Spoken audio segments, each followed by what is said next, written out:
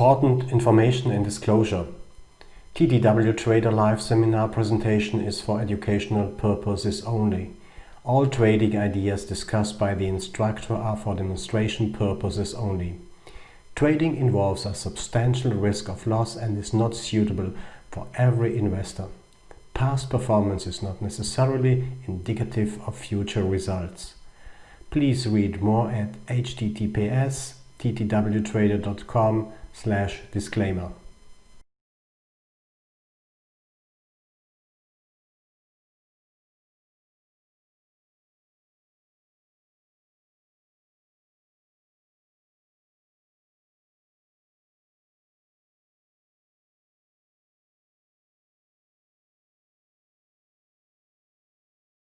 Let me add another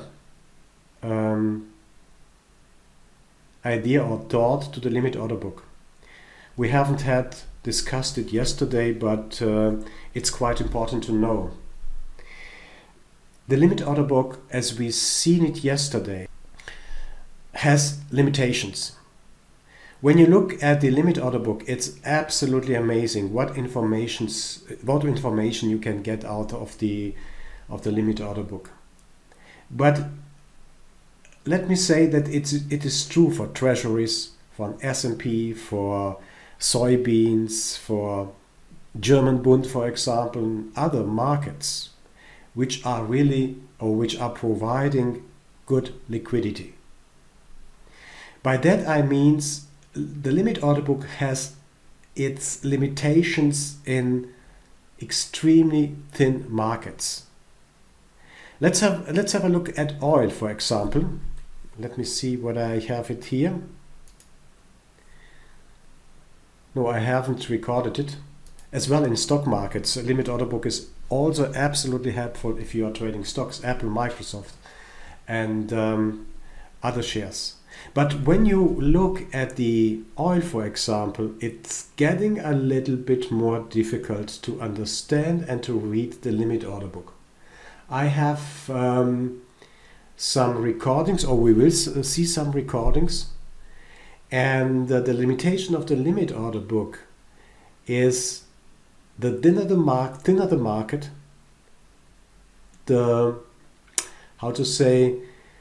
it's getting harder to read the limit order book. And I would even say, if you are maybe trading the future DAX, German DAX, it's impossible to follow the limit order book. It's impossible because on every price level you will get only 5, maximum 10 contracts. Let me show you what I mean here.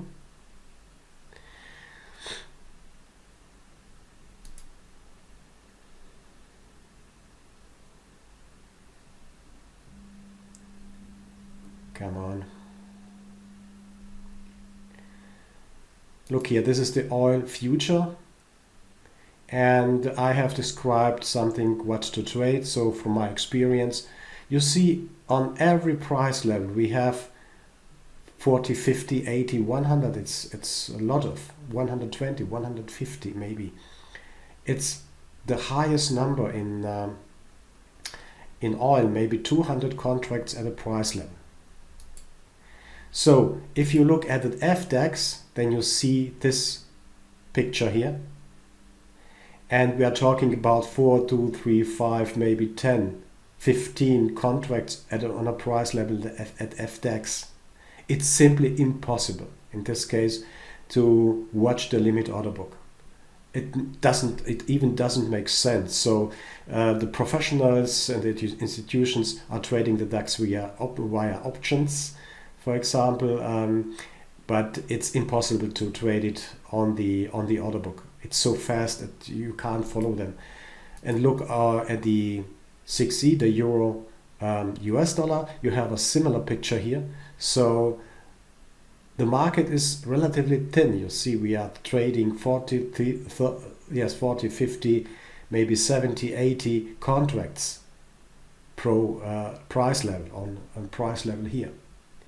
That means it is possible, but it's absolutely hard to follow on some not some days, but every day session, the limit order book alone. So if you want to trade the euro US dollar with a jigsaw trader, for example, it is really hard to follow. So there's one guy who sells 100 and more contracts.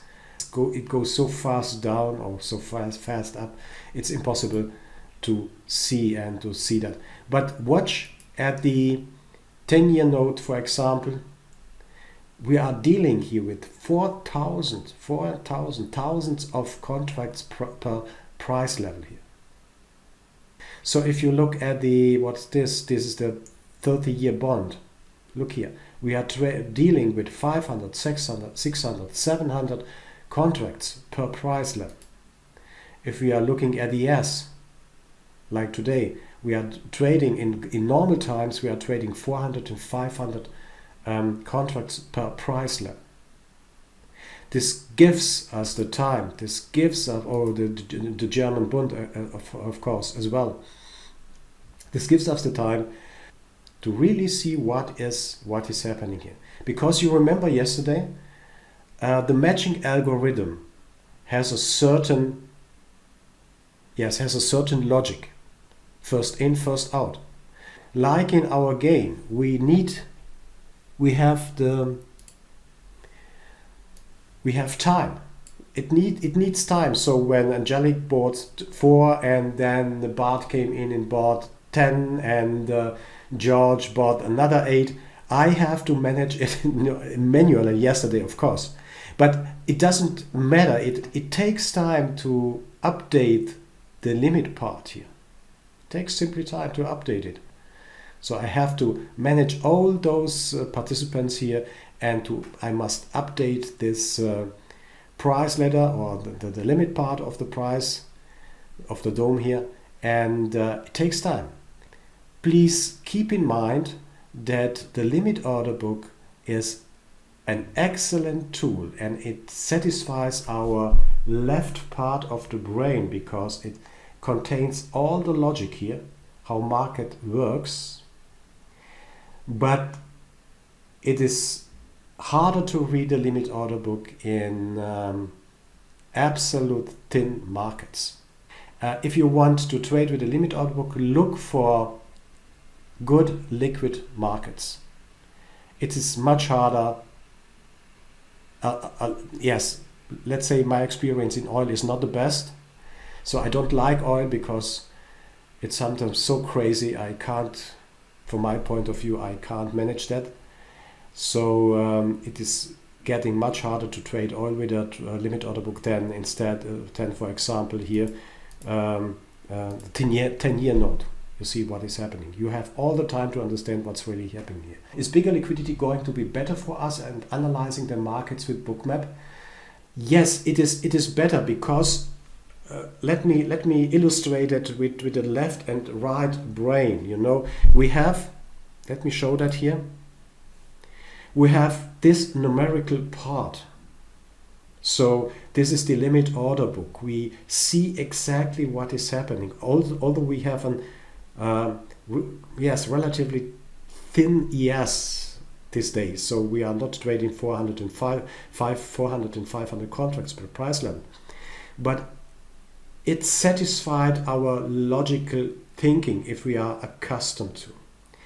And secondly, we see in the visualization part here, and we will go through it in depth, how these numbers are depicted here in this part. In this part of this presentation platform. Bigger liquidity is better, but if you want to, now I don't have an example right now here, but if you want to trade CL, for example, or NQ, then it's good to know what is happening here, but it will be It will be, and it is much harder to follow the numbers here. It jumps, you learn NQ, you can imagine. If something happens here, it jumps 10 price levels up and then immediately 10 price levels down. I would like to add another point we haven't discussed yesterday, but it is extremely important for you maybe to, not to discuss with me or with us, it is your personal decision, but you should think about what is the best instrument for myself. Every one of us is a wonderful individual. Every one of us has his strengths and weaknesses.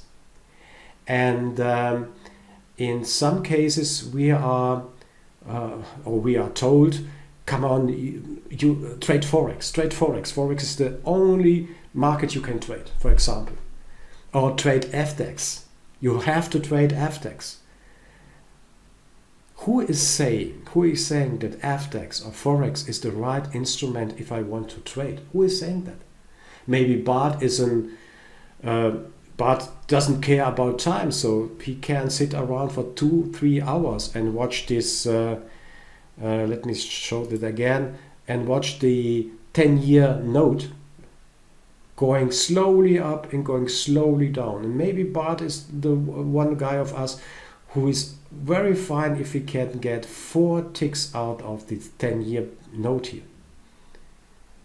Who is saying that Bart has to trade Forex pairs? Who is saying that he must trade FDAX? No one. It is a person. It must be. Yeah, let me. I don't like the word must, but it must be your personal decision what you want to trade, because you know yourself the best. So if you are a speed junkie, for example, you have to go with NQ or CL, for example.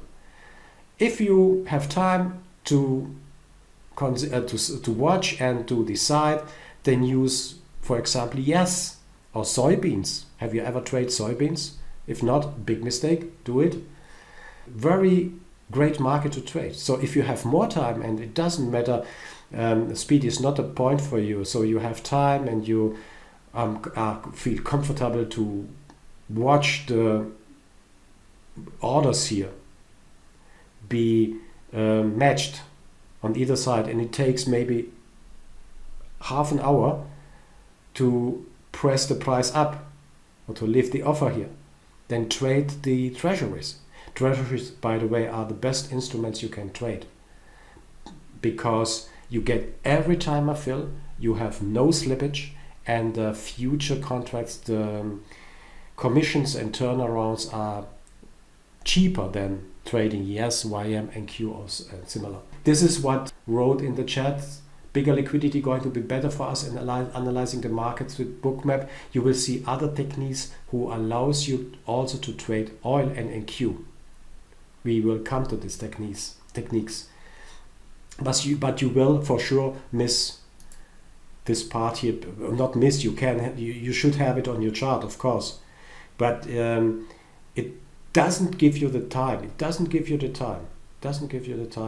To reconsider. Oh, like you remember yesterday, we had 1,000 contracts and the price didn't drop further down. It's nearly impossible to see that. If you're trading oil, you have to look for 100 and 150 and 200 contracts, and at that level, what happens at that level? Question: FDAX is a very thin market and is moving like crazy, but is it possible to trade it with Bookmap? Theoretically, yes. But we will have the following discussion on liquidity. Main point is, when is liquidity reliable? And by the way, liquidity is, you see liquidity here. We will go through this example after the liquidity section. You see liquidity here. But when I can't do that here. But when I zoom in or when I zoom out, all this becomes relative, because now the liquidity at 25.75 pops up here. But if you yes, zoom out, then this liquidity disappears because this liquidity is higher than this one. I would not recommend trading FDAX. If you are an option trader, then of course you should use options to trade FDAX. You can trade a German Bund, as shown here. Let me see where it is. Here, for example, it's the same behavior like, let me say, yes. Or try other products.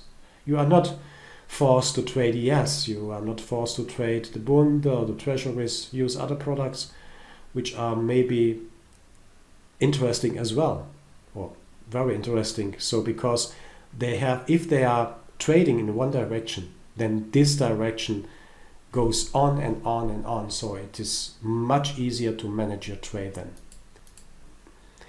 This is what I wanted to say to limit order book and yesterday's discussion. We have seen the logic of the limit order book, the numerical part, the logical part, what is happening in the limit order book, and we will now go see the other pieces to complete the picture of trading. We start first with liquidity, because liquidity is the main concept of all liquid markets. Without any liquidity, there is no trading. Let me allow to say following and to record following, because I had these questions a lot this year or during the year. The main difference between my seminar, which is subject to a fee, and other free available webinars is the fact that I'm showing and will show the whole trading picture. You will learn about limit order book, its usage, its limitations, and as well the market mechanics, the visualization part of the limit book. It's, from my point of view, it's absolutely great having a lot of good webinars around, a lot of good and excellent webinars around Bookmap. Absolutely, no doubt, no discussion. But all those webinars shows or presents only a piece, even a small piece of the whole picture. In some cases, it leaves you more disturbed than before. Maybe you have had this experience during your journey and usage with Bookmap. My experience is that this happens more than not, because it doesn't help you as a trading individual to find your way through all this terminology and techniques, to connect everything together. Why? And I'm not sure who said it yesterday, because our main question is where and when to trade. Where should I trade? And when should I trade, guys? That's the main question. That's the holy grail question. We all know, and we are absolutely aware that there is no holy grail in trading. No way. No way. If you want to look for a holy grail, then look into yourself, but not in a technique, in a software, in whatever. The holy grail question is where and when to trade. This is absolutely paramount to understand. When you really understand how a market works, then you see when you see the correlations in the market, you can build your own strategy based on the whole picture. But it doesn't matter what colors you are using. As long as you understand what the market is doing, you can interpret the language of the market, and you will gain every day. You will gain confidence in yourself, then in your trading method and your knowledge about markets and how to act upon this knowledge. That's the point. When you see and that someone is talking about liquidity. Liquidity is only one part of the market. Only one part of the market. We will go through absorption. We will go through exhaustion. We will see other techniques or terminology, what the market is doing and how the market is reacting at certain price levels. And our solely question, or our question is where and when to trade. I would, my goal for this week is to get to the answer where and when to trade as close as possible. It's really hard to answer. You won't get a 100% answer on where and when to trade. But yesterday we saw in this example, in the replay, that the knowledge of limit order book and its behavior, its mechanic, is extremely helpful to understand where the market stops. And when you recognize where the market stops or where it wants to reverse, and why is that, and why happens that at this certain price level, then you can answer for this certain moment. When this happens, this is the place to trade, and now it is the time to trade. And let's try to avoid following mistake in trading, to think about the past and to think about the future. In trading, we must trade in now and how to say, in here and now. Here and now. When we are in a trade and it works in our favor, it goes our way, the market approves that we are right, then we can go into the future, and you will see how impressive Bookmap is when it comes to see the targets of the market or of the move you are possibly in. So, saying that, we are coming to liquidity. Please keep in mind, and we will see that it's only one. So where are we in our timetable here? We talked about the auction yesterday. We talked about the limit order book yesterday. We did a nice practice. And now we are talking about liquidity, absorption, exhaustion. Then we will see the sweep. It's an absolutely fascinating move of the market, and so on. But let's talk first about the liquidity. Modern market makers are not specifically designated market participants with special privileges. Instead, modern markets enable anyone to act as a market maker by offering liquidity to other market participants. So you and I, we are market makers because when we are sitting on the limit part of the order book and the limit, so offer or a limit bid, then we are providing liquidity to the aggressors. The consequences of this widespread usage of the limit order book in our electronic markets today is a kind of blurring of the lines between liquidity providers and liquidity takers. Today, in these electronic markets, we are all liquidity providers. We have to know that the liquidity is the blood of all markets, because without liquidity we can't do anything. Market needs sufficient liquidity to attract active and passive buyers. Market support buyers on the offer by providing liquidity. Market seeks buyers or sellers for distribution in priced zones. You will see that. Maybe you have had a chance to see my YouTube video, the second part of the YouTube video. This was a distribution, a wonderful distribution zone. Wonderful distribution zone. And if you know that this is a kind of distribution, they're trying to lock in buyers and they are selling everything to the buyers. And then what are they doing? They reduce or canceling the bid size, the bid side, and then let the price drop down. So if you are a buyer at the top, you have to cover. And that means if you are covering, then that accelerates the move down. Market uses liquidity to pressure the price down. Market uses liquidity to pressure the price down or up. That's I must correct this one. So if you have the imbalance on this side, the market is probably going down, and otherwise if you have the imbalance or this side and a thin ask side, the high probability is that the market is going up. Yes, liquidity, and that's one of the sentences we must keep in mind. Liquidity attracts volume or attracts the price. Liquidity is easy to manipulate. Yes, that's what we discussed yesterday.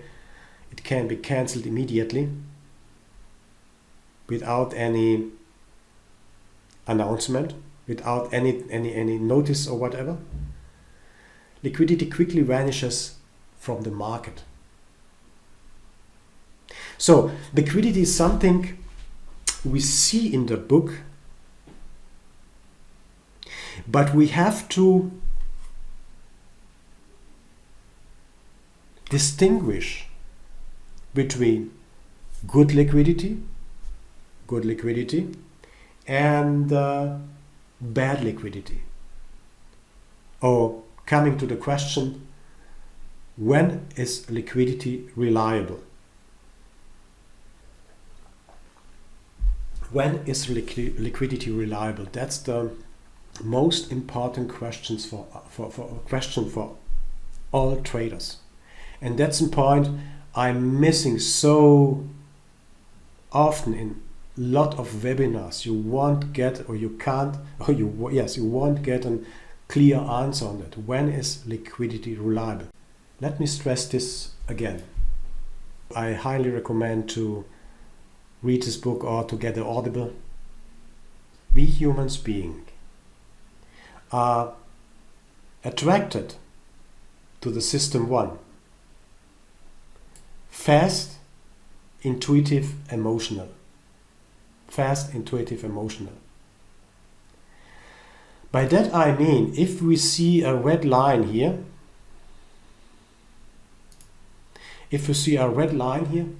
then we want that the price goes towards this line and then drops back immediately.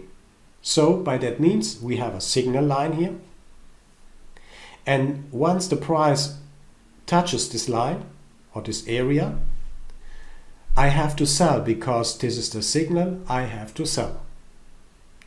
This is what Kahneman describes here. This is the system 1 in us and every human being. There's no. It's not about trading here, but it's also about investing. It has nothing to do with trading. But from my experience this year, people are looking for fast, intuitive, and emotional systems. So let me show where to trade. Yes, that's great. This is a red line, so I have to sell. And what happens then?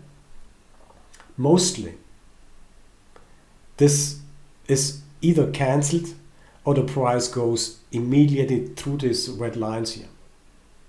So I'm sitting there on my position, I'm stopped out, and then I'm looking back and so and mostly I think asking himself, what's this? What is this kind of software? It doesn't help me anyway, and blah blah blah blah. You know, there are a lot of arguments you will find that it's not you, or it's not me, but it's the system here. It's this chart. It doesn't give me the right signal to sell. This is what is described as fast, intuitive, and emotional. System 2 is slower, more deliberative, and more logical. That means we are now starting to distinguish between, is this red line really, what makes this red line reliable to me? Is anything what makes this red line reliable to me? This is slow thinking. It takes time. It takes energy. It takes, yes, it needs experience. It needs experience. Simply that is that. And once you understand that this line is not reliable because it's 300, it's not enough to resist the price, for example, you will learn to distinguish between a reliable liquidity and a not reliable liquidity. I have written down some conclusions on that, and I kindly ask you to keep this always in mind when we are going through the examples. Market always seeks liquidity. Liquidity acts like a magnet, or is a magnet. We will see enough examples. Please keep this in mind. Liquidity is reliable if it is firm and stays firm. That means long-term liquidity, where you see a good number of contracts sitting. It is reliable when you see stacking in the limit order book. Liquidity is weak if it is short-term liquidity, because then it acts as support or resistance. And I have a picture. I have a picture here on a slide here, which shows that the price is always seeking the path of least resistance. Liquidity is weak when it is short-term liquidity, because it's only supportive. Liquidity is using to push the volume, to push the traders towards a certain price level. And liquidity is weak if you see pulling in the limit order book. Liquidity needs to be taken by an equal amount of volume. That means absorption. We will talk about that because it's absolutely important. Liquidity acts like a catapult support. So book flipping, spoofing, long and short-term liquidity. This pressure from the upside or from the downside, from support side or from the resistance side, it's to bring the price into a certain price level. That's absolutely important to know. And to do that, market uses liquidity. Look what I did yesterday. How I manipulated the limit order book or the liquidity. I simply added, while we are, I think we have selling here, or you had sold something here into the bid, and what I did is simply increase the numbers here. I simply increase the numbers. I can do that by 35. I can do 67. I can do 32. I can do 54. Whatever. And I have manipulated the direction of the herd. Yes, of the herd.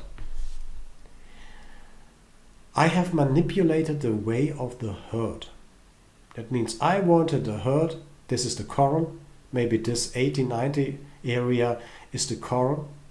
I wanted to manipulate everyone to go here to buy this 90, 80 level here, or to sell into this 80, 90, because my intention was I wanted to buy 80, 90 and then hit the and then reduce. Once this is done, then I can do following and reduce this one here.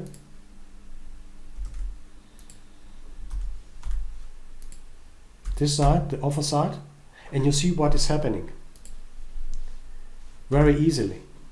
Now I'm in the position, because I'm holding my contracts. I bought it with 80, 90, and my intention is I would like to sell it at 140 or whatever price here. That's my intention. And in order to get this, achieve this, I need to bring the price in a certain price level. It is calling accumulation. It is calling accumulation. This is the term for accumulation. I want to accumulate my positions here and buy everything what I can get at 80, 90. And then when I have done my business, so when my inventories are full, so I've bought everything I've got, then I'm closing the door here. This is the coral. I'm closing the coral door here, the gate, not the door but the gate. and then open the gate to the other side here. So it's much easier for the participants. They can't sell anything because there is no more, and they are trying to press the price up. So when liquidity disappears, lack of liquidity sit on hands, you will see a black hole, yes, black space around the price when there is no single liquidity around. So let's talk about the last two foils of this presentation about the liquidity and the conclusions. Do you have some questions about that?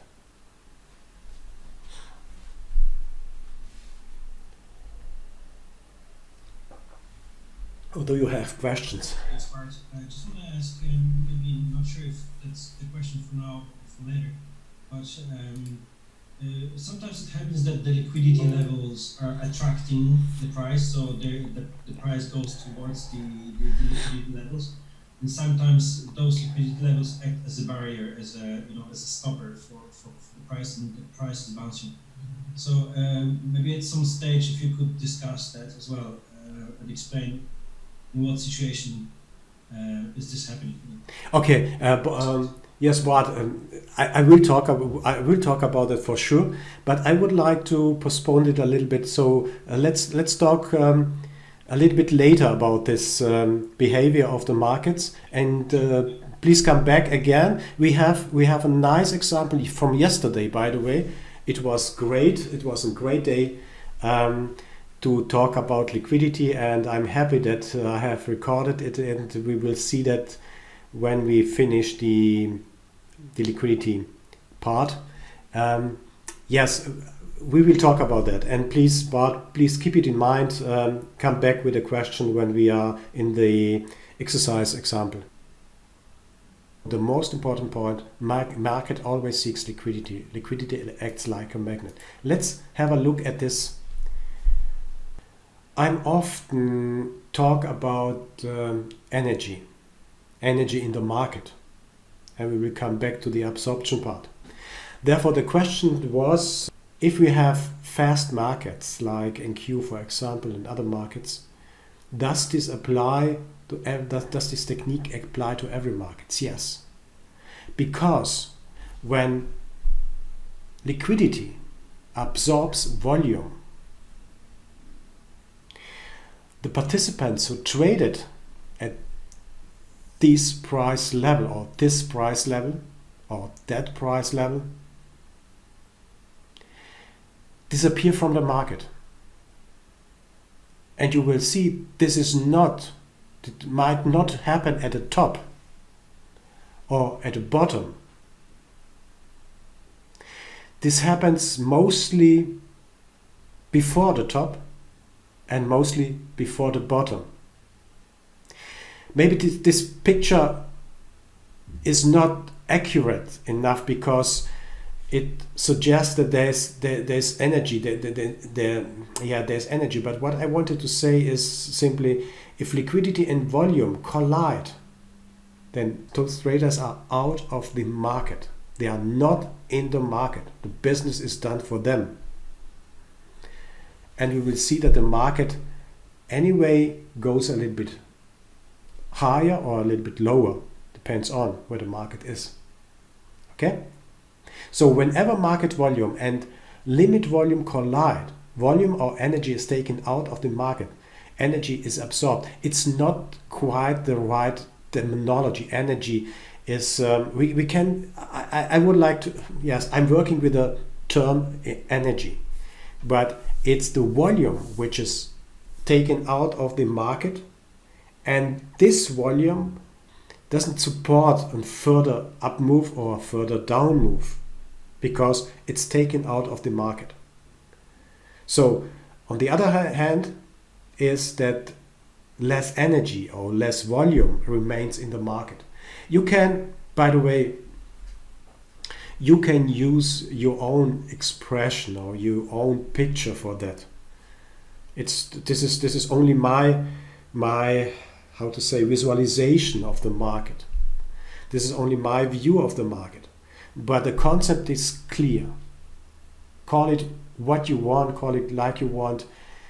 When volume disappears out of market because volume hits liquidity, and liquidity sits there on the limit side of the book and consumes every part of the volume, then the idea behind is that there's less volume in the market at that moment, and it means in normal times, in normal trading, then there is less energy to move the price up or to bring the price down. Let's go back to our example. Excel. Look here. When we got given that this is traded, you see that we have liquidity here and 45 contracts hit the bid here. Okay, that means these people are done and the market is trading here at the 90. Now, given this is a very small market, it's a bazaar, and one bought every orange or apples or whatever here, and no one is interested to buy more in this case, because there is no party in this market who has the power to break this 34 down. Maybe there are still 12 who are trying to get that at that price. But if this dries out, then the price will stop and maybe buyers coming back and buying or lifting the offer here. That's the point with when volume disappears out of market. So this is another a little bit exaggerated picture here. As said, use your own fantasy. Use your own fantasy to get this picture into your head, to understand that this is liquidity, and when volume hits liquidity, it comes to an absorption, and all this power disappears out of market. I'm not saying that it is not coming back, but when we see this huge absorption at certain levels, it can happen one time, and it can happen 2, 3, 4 times before the market dries out. So, but keep in mind that one of the most important part in our consideration about the market and discussion here is liquidity, volume, and absorption. We will come back to this very, very soon. So let's see some examples here. Because you see that the limit order book allow traders to either provide firm trading opportunities to the rest of the market. As we said, this is liquidity provision here, or to accept such trading opportunities, liquidity taking, and that's what happens. So we have liquidity here most of the time. We have, or not most of the time, when we see long-term liquidity, we will talk about this terminology here, then we will see a lot of traders sitting here. Maybe this is an institution, this is one big trader who wants to be hit here. And watch here, what is happening here. You see these huge dots here. So let's only speak the visualization of the market for itself. You see there's large volume cluster, there's large volume traded at those levels, and then it comes back, but with low volume, extremely low volume. This business for this guy or this institution or whoever it is not done yet. because maybe either he is protecting this level or he wants to be hit. He wants to close his positions here. So mind the big bubbles or the big dots, because they are indication that something big is happening in the market. Okay. Liquidity. It's quite easy. I think everyone understands what is red or yellow lines. It depends on what are you choosing here is. But look here, and this is absolutely important. This is absolutely important. You know, it's easy to talk about liquidity. There's a red line and the price goes towards this line and liquidity attracts price and blah, blah, blah, and so on. But have you ever thought about that liquidity can vanish, and that this is an absolutely important indicator for you, for us? You know why? Can you answer why is this an important indicator here? Stand aside. Yes. Why? Because price could go against you very quickly since there's no liquidity. Yes. You see, there's nothing. This is the space around our planet. There's nothing. Nothing who can or would support you or whatever happens. There's nothing. Keep your hands off. But when you see it on the candle chart, you can't see that simply on the candle chart. It's not possible.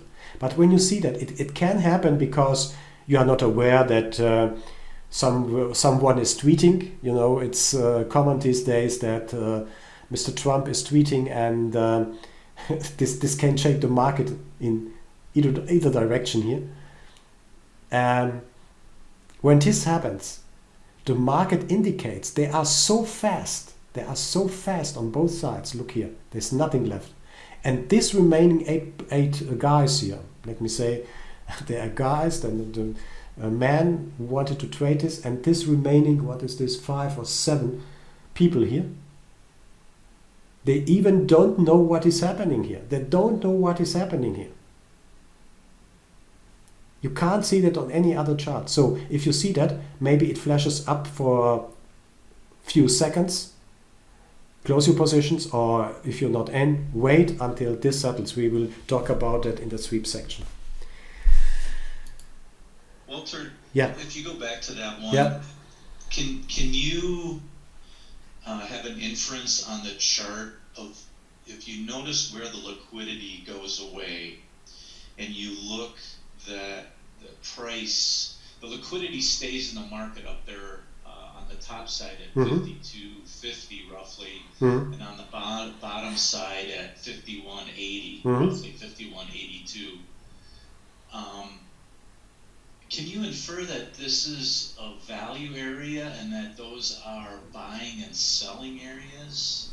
You mean this one here? Time?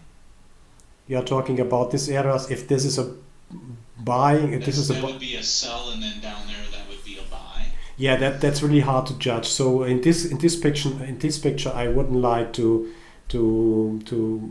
say that, because it's only a snapshot. We will see in our examples how you can better judge whether this is a support area or a buying area or selling area. In this picture, I don't know. This is where relatively, look, this is extremely thin here in comparison, because everything on this chart depends on the zoom factor. So this is now, what is this? This is orange here, and this is light yellow here. You can't say that this is going to be a resistance area and this is a support area, for example. In this case, we will wait until liquidity comes back, and mostly when you have oil inventories, for example, or Fed announcement, or non-farm payrolls, and other important announcements, economy announcements, then you will see that this every liquidity vanish. disappears, is cancelled, because all the informed traders, and guys, we are now informed traders, disappears from the market. They know what is happening. They know there are news coming in. They know that the echo numbers are coming in, and therefore they are cancelling everything on the bid, on the ask side. However, there's nothing here. And that happens not only for oil, it's only an example, it happens for every single instrument.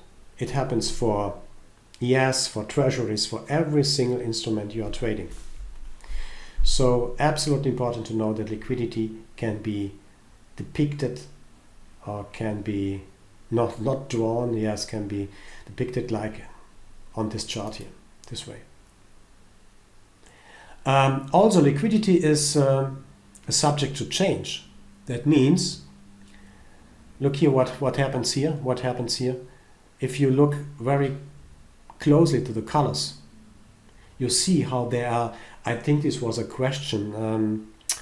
I think it was a question yesterday. You see how they are cancelling and adding liquidity. Whether we can see the cancellation at one level. Yes, you can see cancellations on one level by watching this color here. It's so extremely helpful, because it is, I say maybe you are better than me, that it can, yes, it's possible, but you can't see that if you look at the numbers here. It's not possible to see that. So it's easier to watch this red band here. It's dark red, red, red, red, darker red, light red, light red. Someone hits this 23 even, then it becomes dark red, and so on. So what I wanted to say with that is that the liquidity remains firm, because these guys here are supporting these levels, at this level 23. You see that in the numbers, in the limit order book, as well you will see that on the chart. Now, this is also quite interesting and impressive, because you see 1,500 sitting on 23 even. They have sold into the offer. So these buyers were satisfied. And now see what happens. What happens immediately. I'm going back up a little bit. We will see that in the sweep section again. We are trading here 1,577, roughly 1,500 contracts at 23, and suddenly something happened. Don't know why, I can't remember, but anyway, it doesn't matter what happened. Suddenly something happened here. They hit this 1,040 or 1,400 or 1,500 contracts immediately. And therefore, because there's no or very thin air above this 23 even, the prices jump up. It was so hard. I think this was a 10-point mover immediately. In 2, 3, 4, 5 seconds. It is jumping up. It takes all liquidity here. And it was such a massive move that every queue was depleted on the way up. Okay, I would like to postpone this discussion because we want to go to the exercise, which is more impressive than the discussion. Let's talk about the long-term liquidity, and let's talk about the short-term liquidity. Long-term high liquidity remains in the book, defines the auction, digested by the auction participants, channeling between longer-term liquidity, we will talk about the channeling, and acts always as a magnet. We will see this liquidity. We can build a strategy upon that. When we understand that liquidity acts like a magnet, and we are trading this area here, we know that we can't sell at the moment because there's nothing. There's roughly saying nothing here on this chart. But we can say we have liquidity here at the 95, we have liquidity at 800, and we have liquidity at 805 here. So if our theory works, then we can say liquidity acts like a magnet, attracts people, attracts the market. And maybe some of the market participants, the big guys, not we, not us, but the big guys, want to be hit here. Who knows what intentions they have, but they want to be hit here. Absolutely. So this is, going back, this is long-term liquidity. Channeling between long and term liquidity act as a magnet. Yes, we should understand the context of the area. Is more or less liquidity around the area, or are there tendencies to pull the liquidity? So again, to show you that, you can see in pulling the liquidity here with this, within this color band here on this price level. Adding, pulling, adding, and so on. The question was, can we see when liquidity is taken or pulled or cancelled? Yes, we can see that. This is long-term high liquidity. You see that long-term high liquidity, I would like to define it roughly. So what anything what is sitting in the book for more than 1 hour, is in my eyes long-term high liquidity. You will see that it stays in the book for at least, that's not the best example, at least 1 hour. It starts at 8 o'clock here, my time, and it lasts a long time. Long-term high liquidity. That means you can make your own rule, but and everything what is longer than 1 hour in the book, it's long-term liquidity or long-term high liquidity to me. So you see that here, it stays in the book. Maybe long before that. This is what is this? This is Apple. This is Apple, for example. Look how they are protecting this area here. If you're trading stocks, you can also use this technique to understand what the market is doing here. Using the limit order book, you see the numbers. They are stacked. Added 18,000. I think 80,700 shares on the 155 even level here. They were hit here, but it wasn't enough power energy to break this this floor, the support here. You find these examples in shares in Microsoft, Apple, Amazon, and so on and so on. Only a few points here to show you the ideas, what is really happening.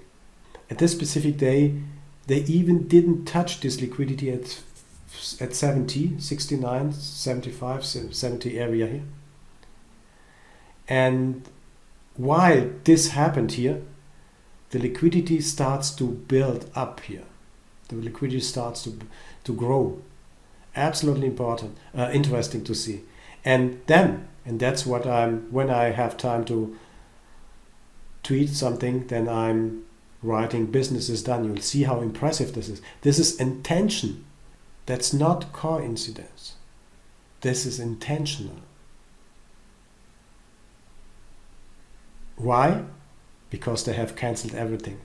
And the bad point is they are cancelling that 5 minutes later, after this event here. But anyway, it shows if I am long, then this is the indication that I'm right. Let's talk about the short-term high liquidity. Short-term high liquidity briefly is briefly in the book. creates large auction imbalances. That means short-term high liquidity is a supportive indicator. You will see it in the book by auction imbalances, book imbalances. Someone is trying to press or to push the price in a certain direction. That means new info arrives at the market. They want to skew the auction and they want to bring the price to a certain price level. Let's have a look at the short-term high liquidity. You see how short it is. Here and here and here. Short-term high liquidity. Short-term high liquidity from bird's eye view here. If you zoom out, we have long-term high liquidity. This is the euro US dollar. Long-term high liquidity sitting here. A wonderful indication what the market is probably going to do. And they are adding liquidity. They are adding bid support, bid support, bid support, bid support, bid support, bid support, until they are going to hit this level here. This is short-term. Yeah. Walter, what's your definition of high liquidity, and is it different for short-term versus long-term? Short-term, it's only in the book for seconds to minutes, but it's high. It's high in comparison to the adjacent liquidity levels in the book. Is there a percentage level or a number that you look at? I know it depends on the market. Yes, it's the number. So that means if you are talking about high, let me see whether we have a better example here. We have for a very short term, I don't know whether this is maybe a few seconds or maybe a minute here. Maybe these are 1 or 2 minutes. These are even also 1 or 2 minutes. By that I mean this is a very short term liquidity. So the market is using this kind of action to press the market up or down. So but on the volume side, yes, let's say, I understand the time side. I'm talking the volume of the high. yes. What's the definition of the high liquidity and volume? Is it 100% of adjacent volume? I mean, how do you determine that? To answer your question, in terms of volume, I wouldn't consider that is in percent as a percentage of that of this one, because it changes. If you zoom out, this will change too. So it's very hard to say this is a percentage of this level here. Okay. Yes, long-term high liquidity, and this is short-term high term liquidity. That's that. And what we must keep in mind, I've noticed that last week it was impressive that the liquidity or the price is looking for the path of least resistance. This is very clearly visible in Bookmap. Bid or ask side support the price move in one direction. It is the real-time evidence which way the market will go. It's a real-time evidence. It's not a game, it's not guessing, it's real-time there. Valid until resistance or support shows up, and that was, I think it was last week. It was last week, yes. Can't remember when, but you see that liquidity acts like a magnet. Liquidity acts like a magnet. It was absorbed here at that level. And what I want to point at, I'm trading. I'm hoping to get an excellent enter, that I will know where to enter and when to enter, and that I'm hoping for a 5, 6, 7, 8, 9, 10 point move. I'm not scalping. I'm protecting my stop, of course, but I'm trying not to scalp. When I see that there's more resistance, logically, because you can see that. You see these yellow areas here. And there's less resistance until 93 here. It's absolutely impressive to see that what is happening here in the book. So you know, it's really, really hard at that moment to sell. Even if you are an indicator showing something, might be divergences or whatever, is showing you have to sell it, but you can't sell at the moment. You can't sell because the resistance is here and not here. Maybe this is changing on the way up, so that this is becoming more resistant and this becoming less resistance. That can happen. But at that specific moment, when you are in the trade, maybe hopefully long, because this is our targets, this is our targets, this is our targets here. We don't know whether the price is touching this one, but we see impressively that there is less resistance than below. Walter, on this one, would you say that there's more liquidity lower than there is going up? Yes, because then why would it be more resistant going into liquidity? Because price from our slides prior show that price attracts to liquidity. Yeah. So shouldn't the resistance be flipped the other way because price would go towards the liquidity? Good point. I know what you mean, and I'm looking to find an answer. In essence, the struggle I have looking at these levels is it makes sense to me that if you pull liquidity, price should go in that direction. And it makes sense to me that it's less resistance and more resistance here because it's going to take more energy to get through the liquidity. Yes. However, at the same token, price is also attracted to liquidity. Yes. So how do you play that balance? I'm trying to find a logical answer to that because liquidity, in this case, we have different kinds of liquidity. Let's try it this way. We have different kind of liquidity. We have high liquidity there, 1200 or 1300 here. We had high liquidity here. We had high liquidity there, here at this level. And we have high liquidity here. Liquidity attracts the price.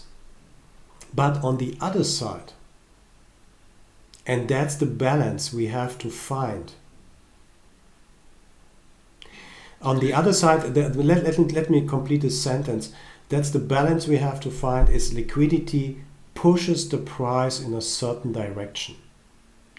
We will talk about later, maybe today or latest tomorrow, tomorrow, about the active and passive indicators in the market. As I have showed here in this small case, I'm using the liquidity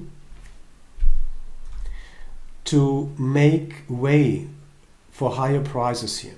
You see that I have reduced everything on the book. Then what I'm doing on the bid side, I'm adding liquidity to the bid side in order to make this way less attractive for the seller to hit me or to hit this way to go down. My intention is, because I have bought 1890, my intention is to get higher prices. So if I'm in the position to play with those orders here around, then I can cancel everything on that, on the offer side, add to the bid side, and that indicates I have less resistance here than here. Let's given this is done here, then I'm trading this one. Let's given that I want to push it anyway a little bit higher. So what I'm doing is I'm placing 23 at the 100 and adding immediately, let me say, whatever, 45 on this level. So I'm playing to push the price further up because let me make this example. I have 54 at 160.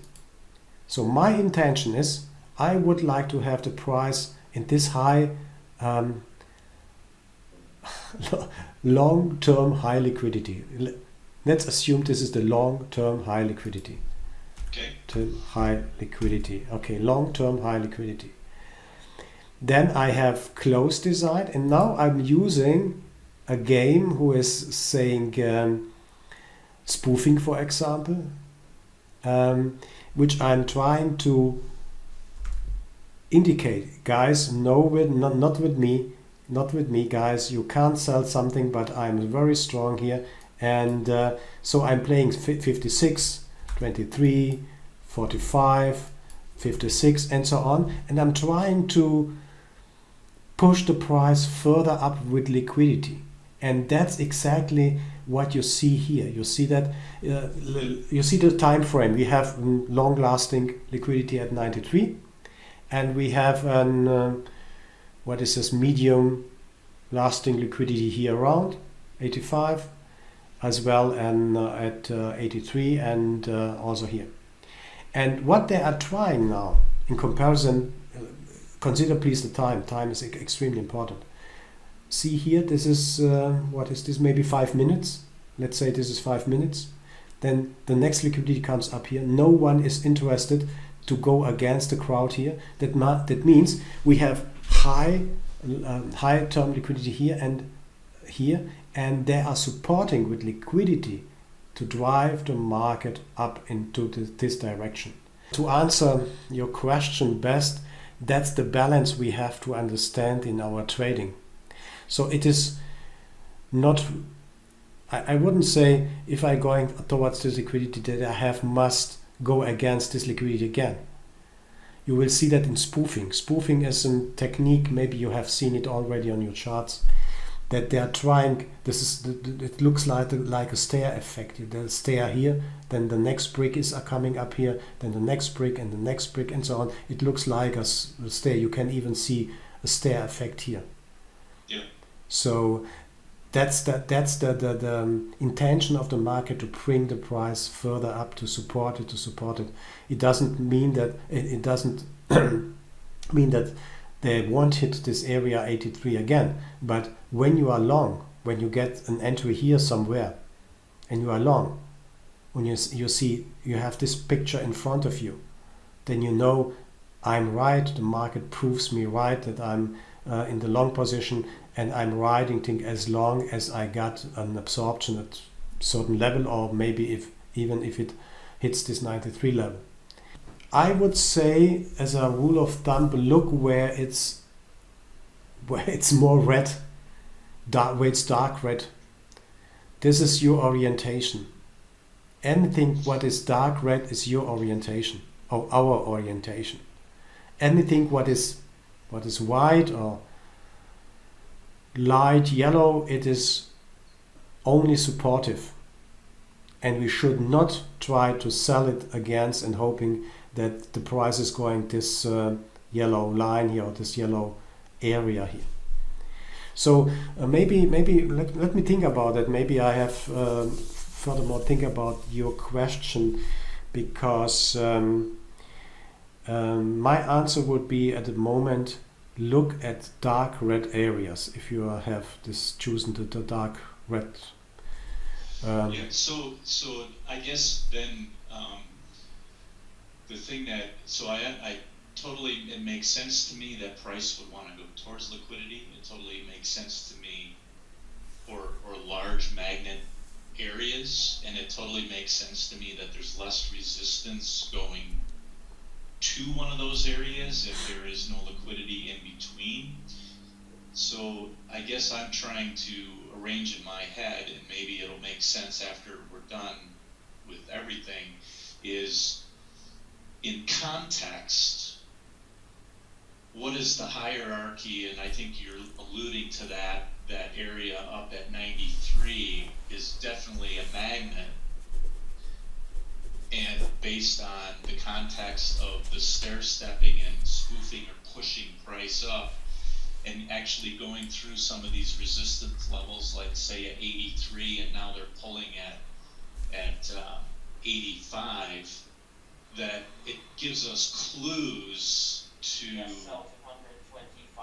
the general area of where we're going versus, and like anything, it's, you know, it's not foolproof, it's not specific, but the context of what, the way you explain that gives me an idea of the hierarchy of what is important Good to point. look at and what's not.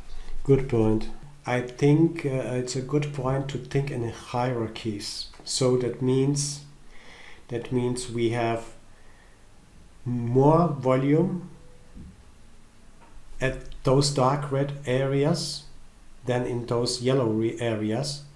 And then if we are going to prioritize or give them priority, then I would like to say first priority are these dark levels, dark red levels in this case. The second priorities are the orange levels, and the third priorities are the white and the yellow levels. This depends really on if you have chosen this color scheme here, yellow red. So it doesn't matter, but you have the dark yellow, whatever you are using. Answer your question also for other colleagues who are listening or who will listen maybe to this seminar, that we can sort the liquidity in different hierarchies. That means we can give them some priorities. The highest priority has this one, the dark, with the highest volume. Then we have the second one, the orange one, which is mid-term volume, and the lowest is the yellow white. So we can make a structure of them, and that means when I'm looking at this picture, then I have my targets here, here, and here. As long nothing happens along on the way up, it can happen that this flips around here, 88 for example, but we don't know that at the moment. I see white areas or light yellow areas here. That means this is a supportive liquidity which supports the move up. We have another point we have to discuss and must discuss. This is the time.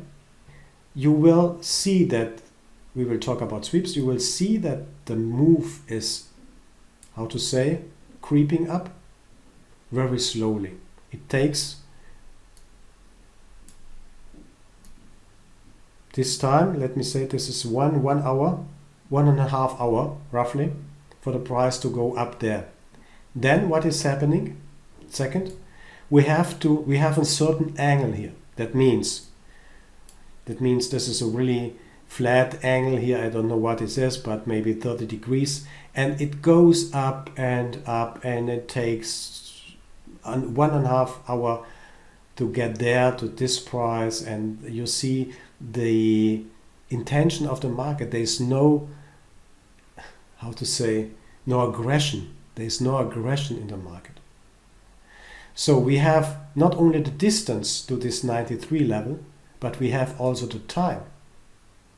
There's no, yes, and there's no aggression, there's no enthusiasm in the market to bring the price up to 93 in this at that moment. It looks really weak. It goes to the first level. What is okay, which is okay, because if you are long here, if you took the opportunity to take this 81 area up to 85, it's 4 points. 4 points is wonderful. Every day 4 points, you are done. Absolutely fantastic. That's what I wanted to point, is that we have here important levels. I think, yeah, that's this is the view, a little bit a closer view on the market. And what I'm stressing, what I'm telling is, we need bid support to push the market up. We need bid support to push the market up. It depends really on sometimes, and I have witnessed that a lot of times in years, the market is going up, but there was no bid support. everything below this price was blue or cyan or whatever this color is. That means the market is not supporting. So there are buyers who wants to buy and they were feeded by the sellers, but there was no bid support. And we will see that by when we come to book flipping is we have targets, we have a hierarchy here at those levels, we have priority at those levels, and we have supportive liquidity at those levels, which means they are supporting the bids, they are supporting the bids, they are supporting the bids, they are supporting the bids. It's like here, you can do it by your own. They are supporting the bids on this side by the numbers and weaken the offer side until they got the fill at 160. Good. What you see is the recordings from yesterday. 8 o'clock. It's 8 o'clock New York time here. In this case now, let's only concentrate on the liquidity, okay? I will show you something interesting a little bit later together with the limit order book. But anyway, let's just talk about the liquidity. And let's start at 8 o'clock New York time, at 8 o'clock EST, 2 p.m. European time. And what I would like to do is to accelerate a little bit. So this was the pre-session. And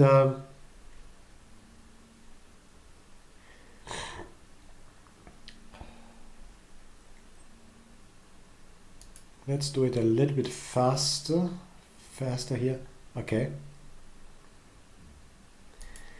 Now, what do we see here?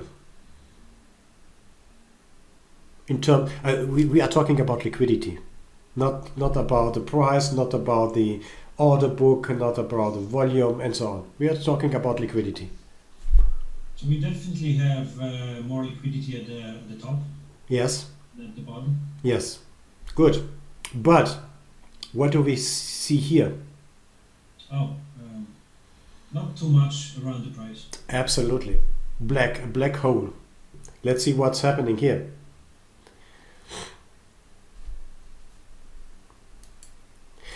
You see, without talking about the sweeps now, and please be patient, we will come to that this week for sure. So what we see first is when there's no liquidity around, and think about our last discussion before the break, that we have no resistance here. There's no resistance. That means there's no liquidity who is able or who is willing to catch this move down or to give support. That's an absolutely important part. When you see that, either you are lucky and you are in this move, then tighten your stops. But when it happens, it's so fast. There's no reaction time.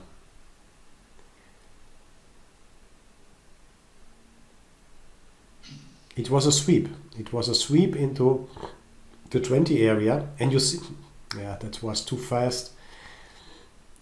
Let me show you again. Look here at this liquidity here. They give way immediately. You see that? It happens before. Okay, anyway. It's too fast. You see that? The black hole, the black area around, nothing is around. We will learn how to trade these moves. How to move with this, how to cope with these moves here.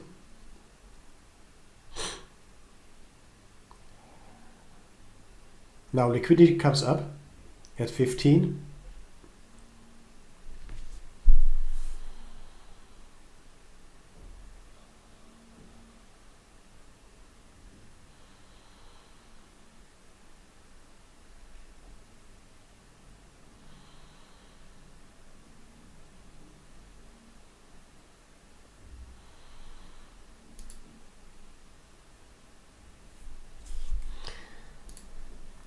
what is the difference between the price trading area here and the price trading area and the area here?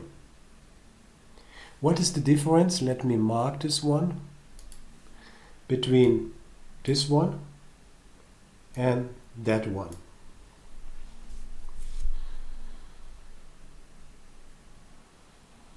But there is a resistance at the second level. You mean here? You're talking about. Sorry, you're talking about. Possibly attracting a price. Tom, yes, okay. Yeah, first of all, but what I would like to point at is look around the price movement. What do we have here?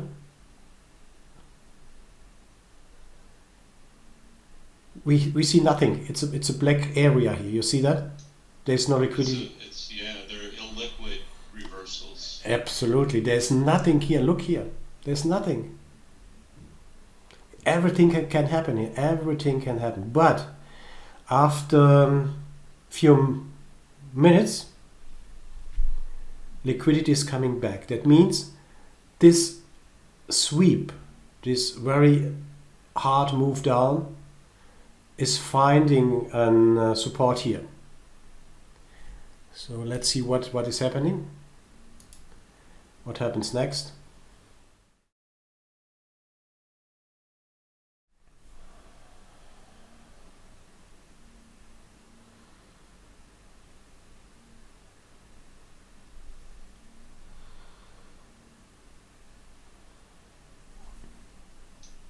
They stuck some sellers down there.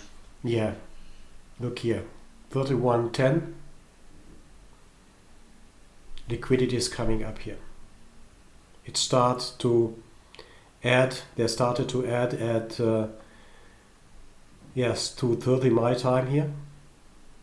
1 hour before they open. That means 9:30 New York time, EST.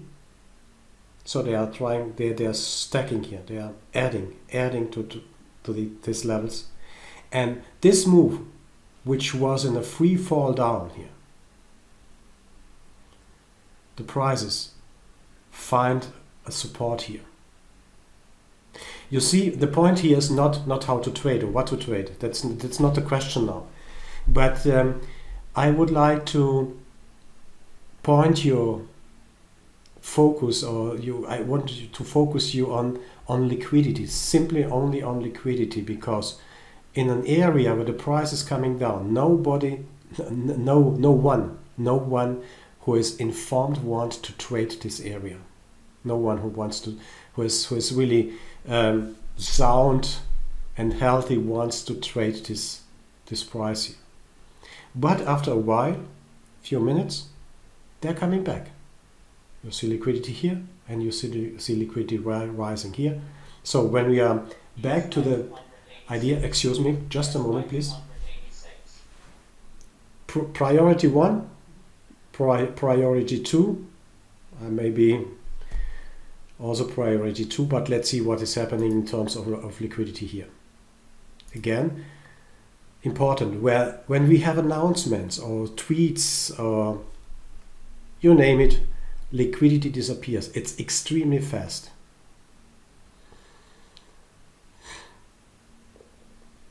What is happening here?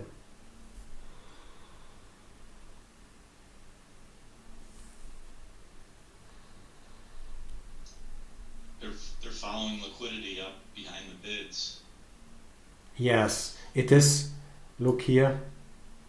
Just to it's similar like this one here.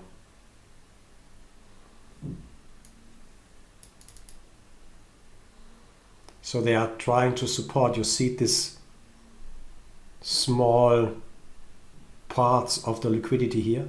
This small part of the liquidity here. I bet this is also going to be cancelled. Didn't go through these recordings. Haven't had the time to go through this one, so I don't know what happens. But you see these bricks here, these stairs.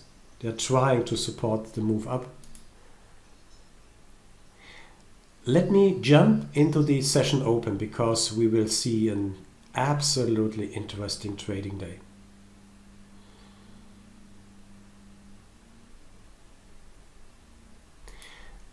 A little bit back.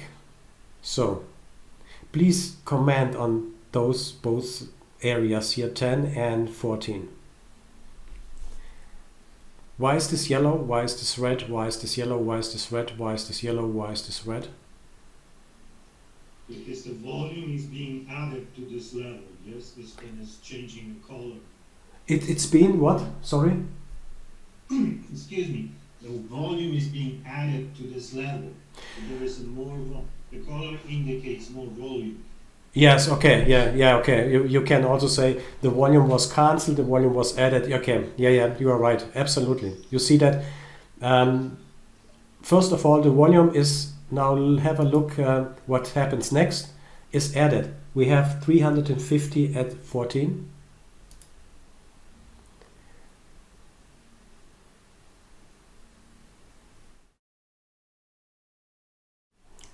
And now it's gone.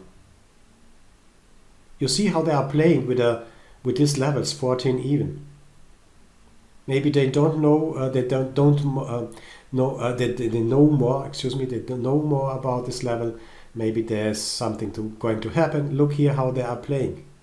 This is the same one as when I would play here with these numbers here. Cancelling, adding, cancelling, adding, and so on. It's absolutely the same. You see that here. Now let's jump into the open.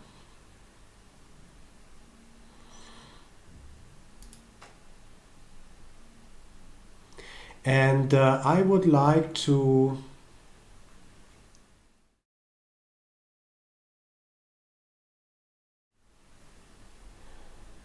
how can we call that here?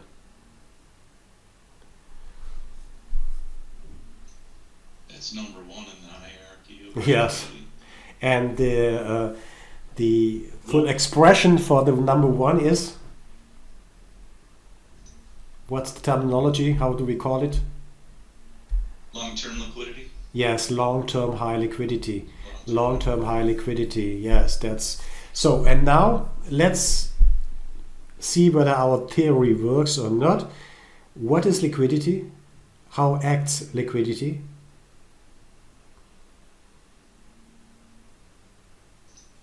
It's a magnet. Yes. And attracts the price. Well, I said it just basically acts as a magnet and attracts. Yes, absolutely. the price.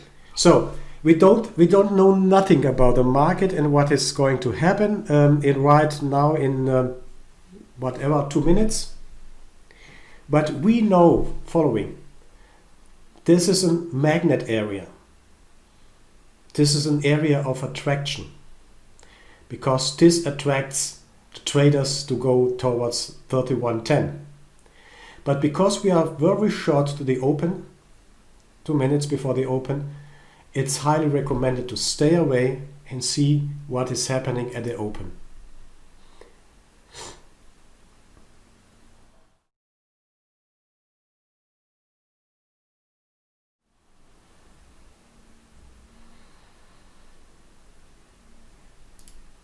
Okay, which situation is actually evolving? What is happening here on the chart? This is the first seconds. We are 20 seconds after the open. And please comment on this area as well, and please comment on this area here. What do you think? What is this?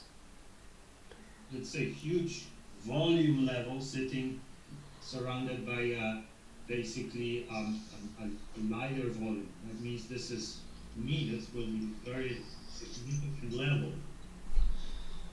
Watch for, yes? This It's like you are talking about this level here? yes.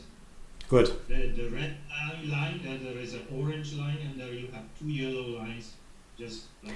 And can you tell how many contracts are sitting on this 31.20 area? It's 1482. Yes. And you see this what is this vertical line here, this this indicator here, this is the large lot tracker. That means you can adjust it in your Bookmap settings. We will come to that on Friday. And it measures, or it's an estimate, that a huge part of this 1482 contracts maybe belong to one, I don't know, guy, institution, something like that. So this is really a serious... Really serious about trading at this level. Yes, absolutely. But we are, you see, first of all, the first impression, or the first view, when we are coming to analyzing the market, and we will see that on Thursday, how to analyze the market and what to see in the market. But it was extremely, this is an extreme situation, because look here, they added exactly at the session start at 9:30 EST in New York, exactly on the second, they added 1,482 contracts at 2050 in this area. You see that? How important it is to watch liquidity? There was nothing before. So they stepped in the office, and exactly at the open, they placed 1,500 contracts at 2050. But what we do here, we have here what? Below?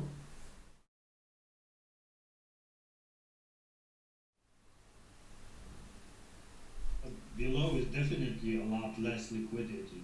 Yes, it is. It is. This is orange. This is orange. This is orange because this is dark red.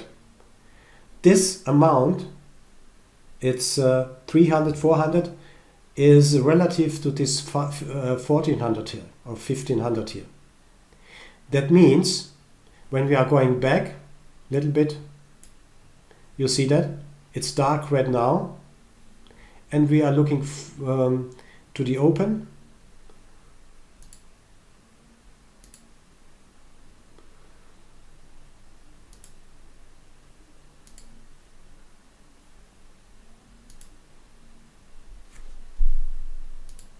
Now it becomes more brighter. It's not dark red, but it is orange in this case.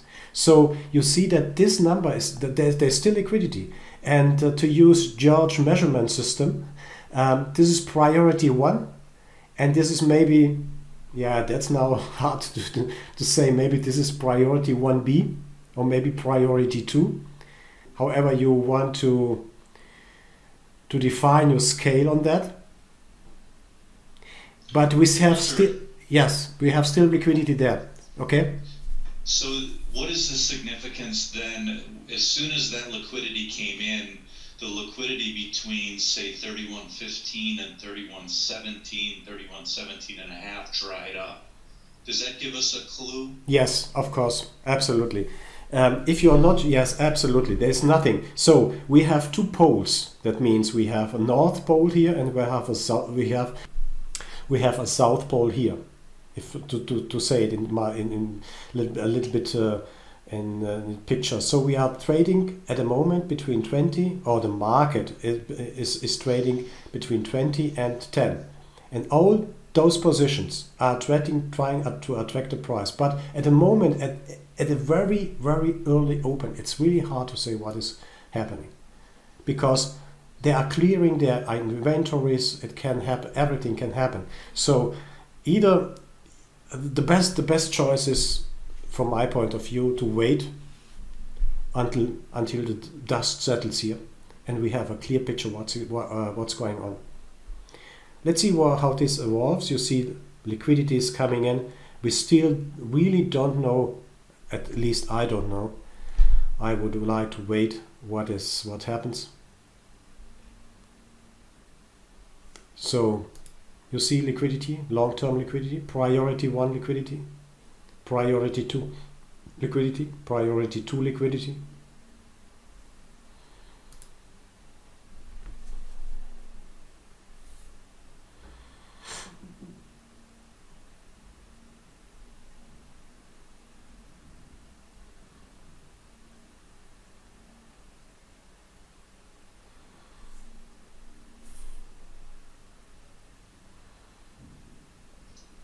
We are not. Spoofing from above to fill those 13 quarters, 13 halves, and then they pulled, and then price went up. Yeah. See how they are using the mechanism of liquidity to manipulate the market. At the moment, in terms of trading, I don't have any reason to take a position here. I mean, it's fast. It's eightfold here. You see that? Just to save a little bit time. Look here. Business done.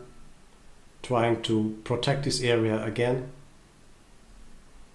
Let's do a little bit slower. Now they are approaching our first, which was first priority before the open area. This was the 3110 area here. And now it becomes interesting to have a closer look into the order book here in this area. Let's do it, play it forward here, because our first impression, and that what we see when the market opens, someone is placing a huge amount of contracts at 120, 20 and a half here. And that means something, guys. That means something. That's not for fun here. There's no fun in this business. But we here have a long-term liquidity sits 1 hour, more than 1 hour at 10.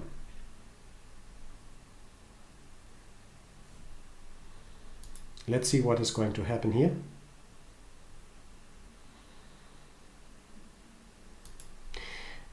I would like to point your view again on the limit order book.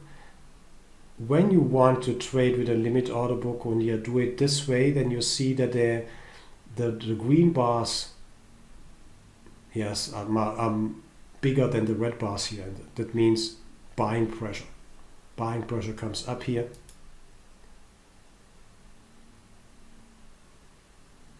They have still a resistance at 30 even.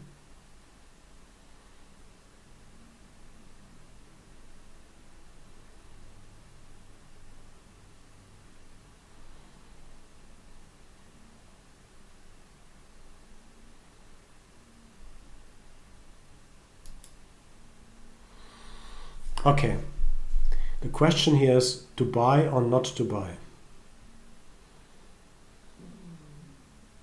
Hey, Art, I wouldn't buy here. I would rather sell, if anything. Okay, good. I wouldn't buy here. You would not buy here, George, okay. Would you buy or would you not, to buy or not to buy? Yeah, I think that was Bart and Tom that both said they would not buy. I agree with them. I think that 13 quarters have to break before I would buy anything. Okay. Remember what we discussed yesterday here? Have a look at these numbers here.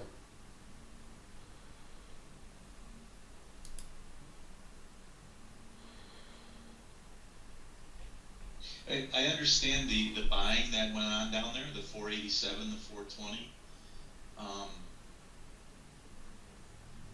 I guess, does that trump that resistance at 13 quarter? Because it looks like there was some absorption at 13 even. Yes. And then they came in and are trying to spoof price back down again or yeah. defend. But how do you? Why are you saying they're trying to spoof the price down? What is the reason that you are that you say that? How do you conclude out of this picture of this market that the price is coming down back or going back again? What is the reason? Because of the liquidity that came in at 13 quarter after those, they were filled there at 13 even. Do you mean this liquidity here, 13? Yes. But it's okay. Good. We have a certain liquidity here. But we have what we have here is following. The market traded up, consumed everything on the ask side here. You see that? Green dots, green dots, green dots here. That means 30 even was absorbed. And watch here what is happening. It is the same behavior. I know it is, maybe it is, colleagues, it might be scary because we are not used to utilize or to use this information. But have a look at what is happening. They are trying to sell 950 contracts into 12 and 3/4, 12 and 75 here. Look at the pulling and stacking, the quotes delta. It's adding, they are selling, they are adding, they are selling, they are adding. Okay, now I'm with a normal speed here, normal trading speed. So do you see, just a moment, you see what happens here? They traded 1,000 contracts into 12.75 here, 12 and 3/4. Nothing happens. The price, yes, went down for 1-2 ticks, maybe 2 ticks. We will see that.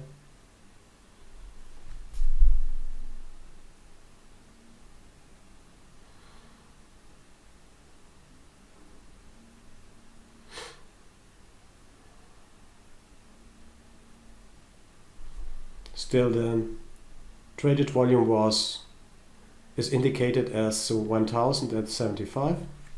This one.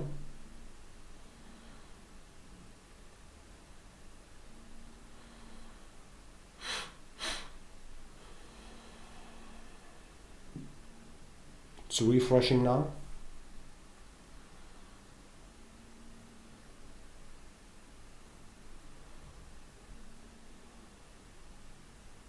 And that's what George said. This is a nice liquidity with 350 lots sitting at 13 and a half, 13 and quarter.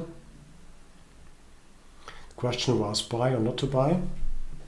So Walter, here we can see that this 1,000 contracts that they're trying to sell now is 383. Yes, that was the refreshment. So they sold 1,000. The 1,000 was already consumed, and 1,000 is a huge number, and they tried to sell everything into the buys, but everything was consumed at that level. That means we have had a nice absorption here. We have, you see that by this volume bar here, we had a nice absorption at this level, and it happens. This is always the case. We will see that nearly every day, that this level was important for our trading. Now the question is, and should I go in here? If you are brave, you are taking the opportunity to get a fill somewhere around 50, 25, 75 here, somewhere around this, because you see what happened here. Now we have the logical information from the limit order book. We got a huge sell, and everything was absorbed by the buyers. It's absolutely normal that the price is trading a little bit beyond this level. They are trying to protect this level because they want to buy more. You see that? They want to buy more. And now look what happens.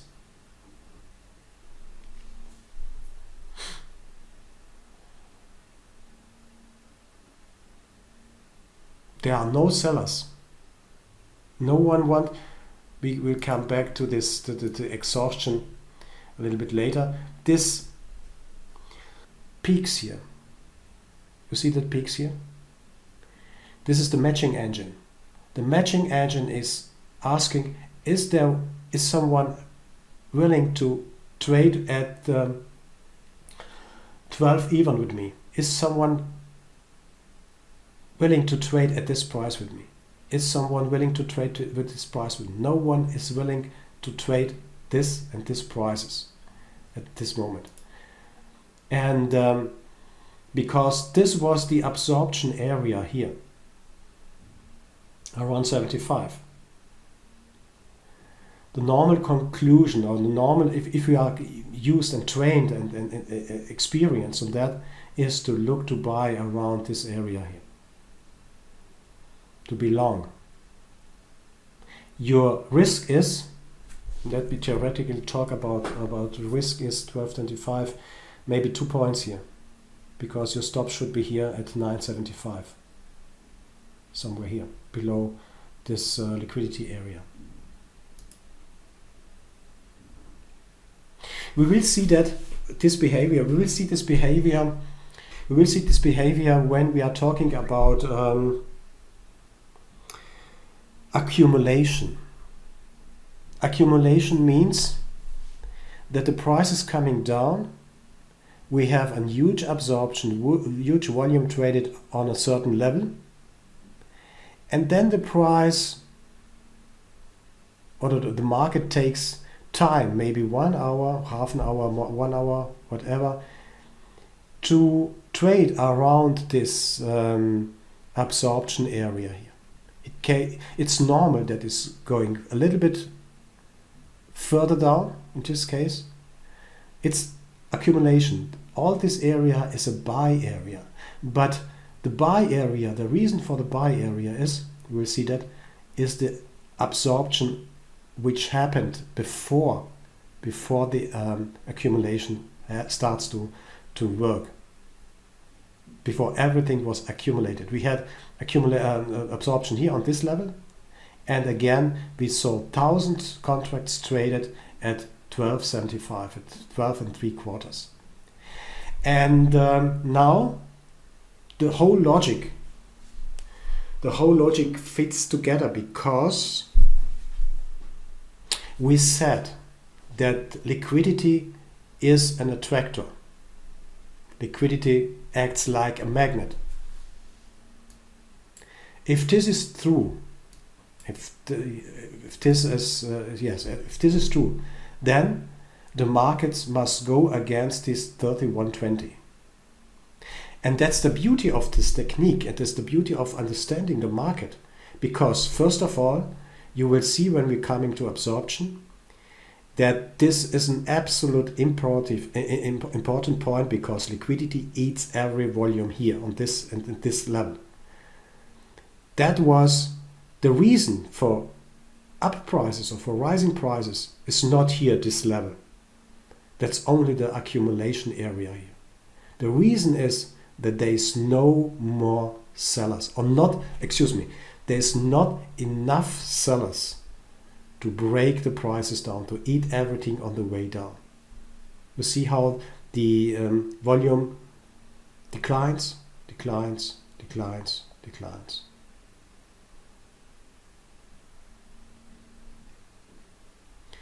Again, I wanted to point that out.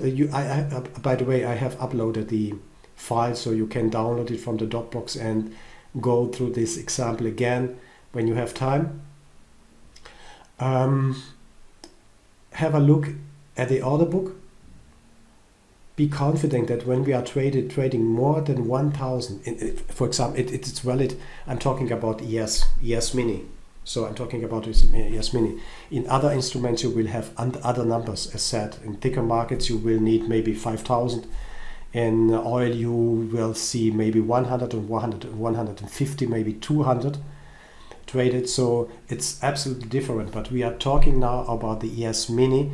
And in this case, when you see 1,000, 1,500 traded on one level, price level here, then be alerted, be cautious. And given that we have seen what happened, what is our next target then?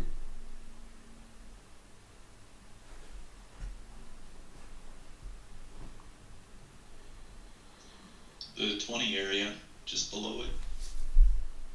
The 20 area here? Yep. Yes. Yes, I agree. Okay, let's see what happened here.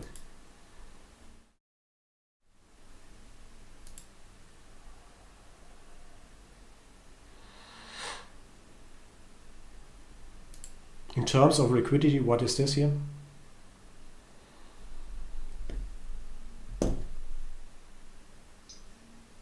Supporting.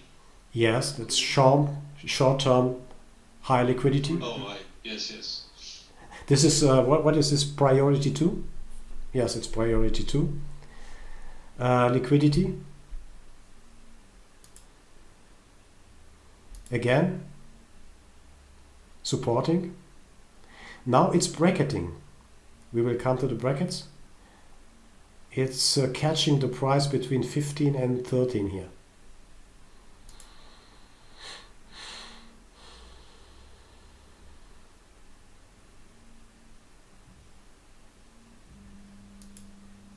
What is happening now in terms of liquidity?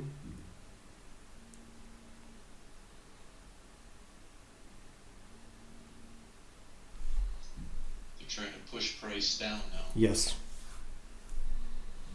Short-term liquidity down. Yes.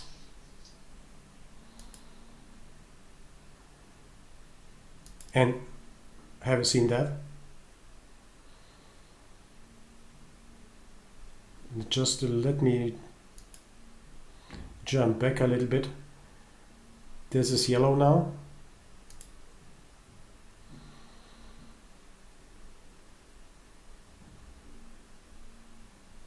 It's getting more and more orange and red.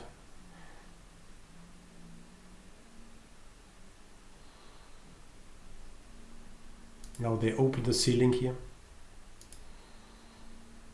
Yeah, and I noticed that they also add a little bit more liquidity to that top Yeah.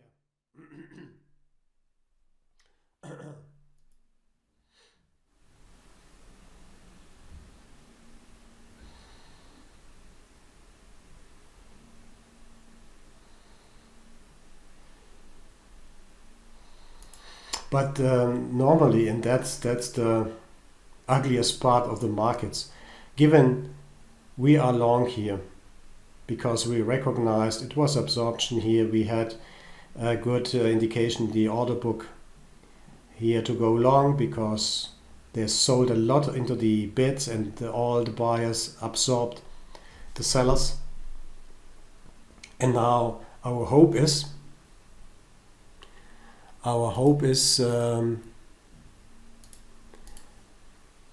that's what I'm hoping, that they are going straight up to this level. So that means I'm in the trade from 45 to 15 minutes. They are touching this 20. I'm cashing in 7-8 points. Close to PC, enjoy my life. That's my dream. But you see what is happening? They are trying to fool the people all the time.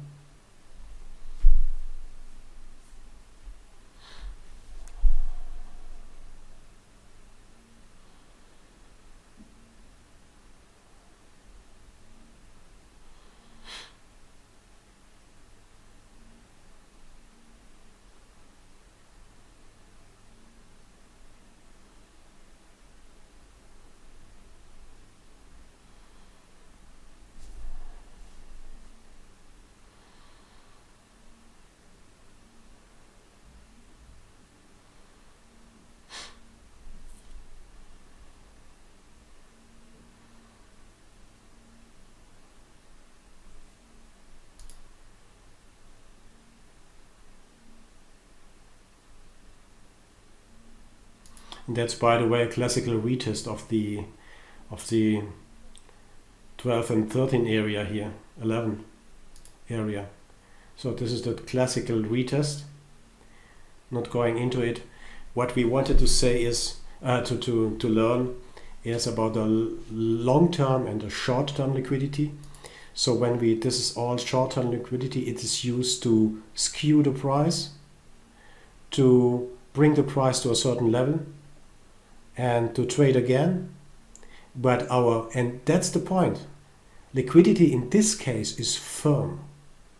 No one retreats, no one cancelled this liquidity here. It's still there.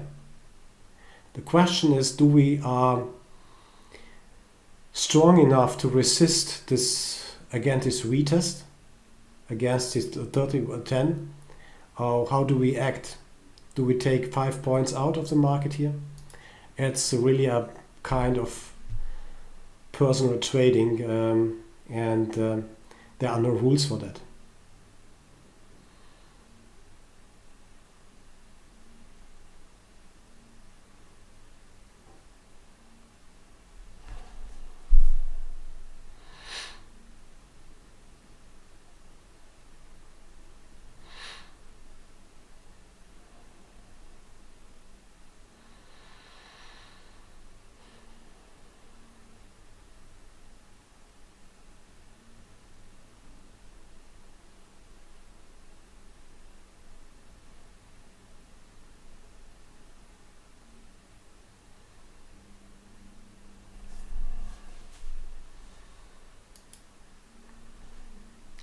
Okay, just to complete this view,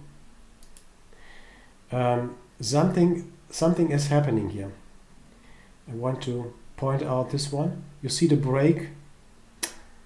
I would say this is, you see this line here, this break here, and that means something came up at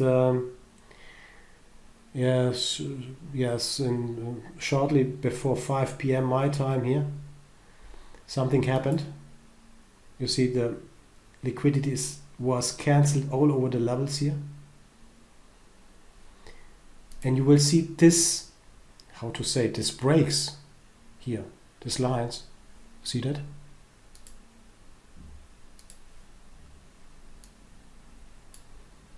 This one here.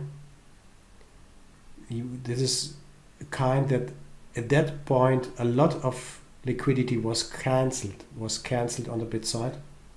For what reasons are, I don't know. But it's an indication that something might happen, or they're waiting for a tweet or an announcement. I don't know.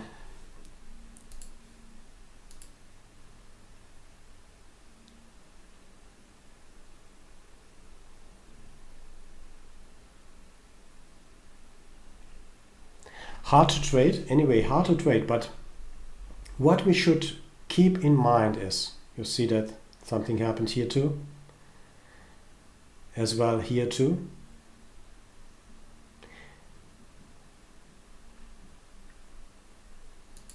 But what we want to keep in mind, that liquidity is a map for us.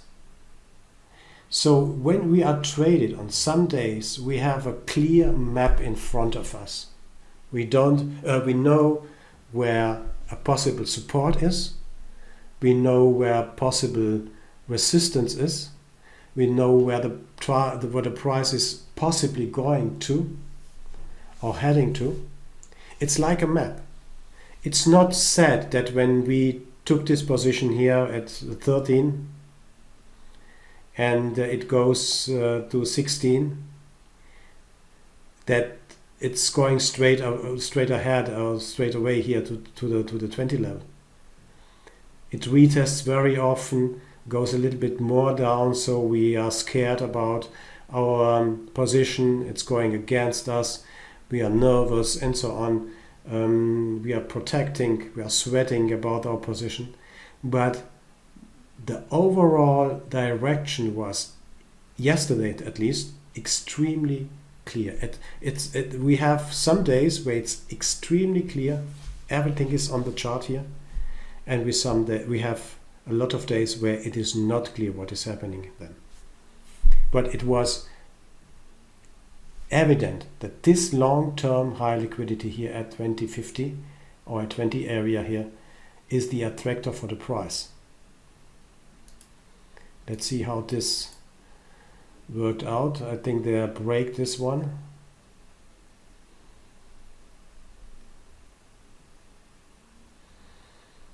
They broke this 20 area.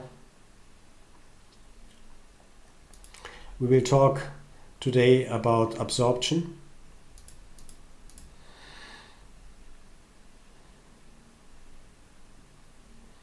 In terms of liquidity, what happens and what are the next actions?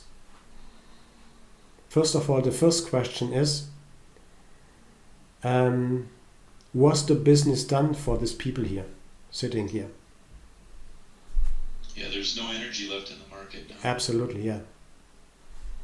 They wanted to be hit here for some reasons, whatever. I don't know. We can't say that, but it's not interesting for us. We only see we have a map, we have a compass, and that was this liquidity yesterday. Very clear, very clear. It depends on whether you can, yes, stay in the market or you will be stopped out or you take only few points. But if we recognize and have the patience to wait for maybe a retest, we don't know to say very clearly at this point of the market, at this point of view here, when we are long, we are concentrated on our trade, to manage our trade. We can't know that the price is coming back. That's not possible. But anyway, this was our target, and if we don't succeed to get in the first run, in the first attempt, and if we don't have the chance in the first attempt to touch this one, then it is most likely that the market is trading down, maybe again this 3110, and then this acts like a magnet. Anyway, this is all theory, you know. This is all theory. In hindsight, we can explain everything, and that's okay for learning purposes. But when we are in trading, it's not okay, because we have to rely on that what we know and what the facts are. Again, the facts has been we had liquidity at 10 level and we had liquidity at 20 level. That has been the facts for yesterday's trading. And we have to find positions to trade accordingly and based on the facts the market is giving us, or gave us yesterday in this market, in yesterday's market. That's the point. It's extremely hard. It's really extremely hard. But once you know what this is about, you will see in front. And we got this information here. We got this information here at the open. We got the information at the open.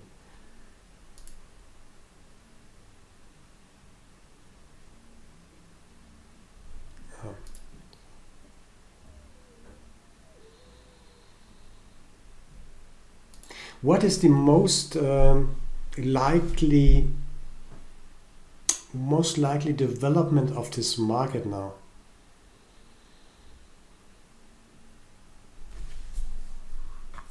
Can we say something about that? Probably higher.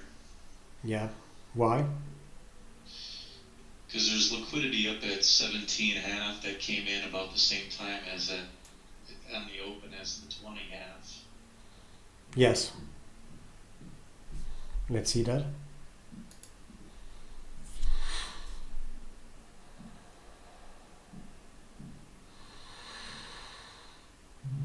Did you mean 27.5, George?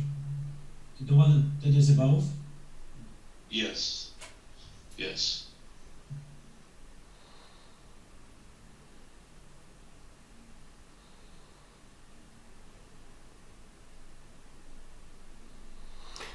But before, and that's the point here, you remember the, let me find, where is it? This one. You remember this one? More resistance, less resistance. It is more likely that this is an attractor here, 27. But remember, less and more resistance. Now we have more resistance here on the upside, and we have less resistance on the downside. That means I'm not sure, but I think George is right that this might be the next point of trading here, or something in between here. But at this specific moment, we have more downside than upside. And because of what?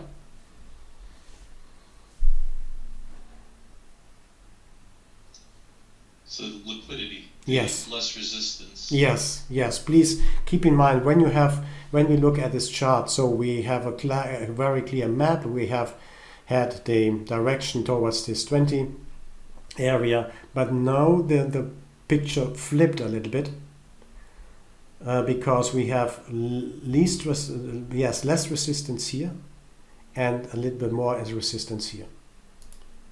It's interesting on this. So where we went up to 3118, and the first place where you showed that the liquidity was pulled on the bids below, we went down to find support, and then as we went up to the top, you can see that the liquidity came in on the offers. We went sideways. Yes. Then liquidity was brought in and taken away. It was brought in a little bit on the bids and taken away on the offers. And then we found that support area at the VWAP, and then we reversed and went up. Yeah. And the reason why we will talk about that was this move here, as well as this move. This was a sweep, and as I said, we will come to that. This is an capitulation. This is like a capitulation, but we will talk about that. So you see that how they wanted to they traded around this for about 2 hours in this area, and I have prepared an additional strategy chapter where I'm talking about the time. We will talk about this behavior Thursday or Friday latest, I think a Thursday, because now we should consider time as our indicator. They took here, let's say 1820, 2.5 hours or 2 hours at least, 2 hours at least, from this point to this point, and they didn't bring the price down. They capitulated with these moves, and why this is, we will see it later. So first of all, we have more resistance here, but on the other side, they didn't take the opportunity to bring the price below or bring the price further down. And on the other side, I'm calling this behavior business done. You see that? Business done. There's nothing there. Quit the job and close the office and enjoy the day, hopefully. That's one of really reliable trades you can use for yourself to see if the price is hovering around this area or around a certain price area for 2 hours, 1 hour, 2 hours, and it's not falling behind or dropping below. You can also draw here a rectangle around this area, so something like that, a marker, and then see that it's not dropping. We have a capitulation of the market here, and we have liquidity here, and liquidity acts like a magnet, as we said. So, but I don't want to jump further, because let me just see how this ended. I'm not sure. I haven't seen that how this ended. Whether they are going towards this 27 or not.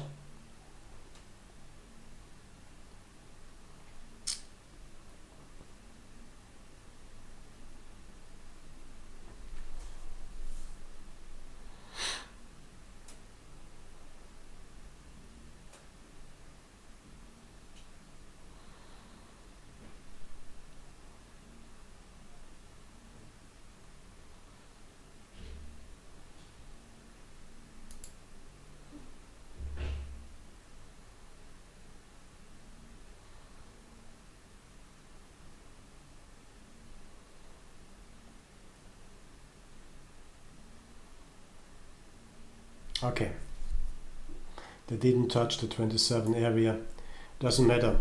So our goal was to understand based on solely based on the pure on the liquidity, what the market is likely to do. Maybe if you got to fill here and to exit the market, it was excellent, because the next 2 hours, I guarantee you, were boring like hell.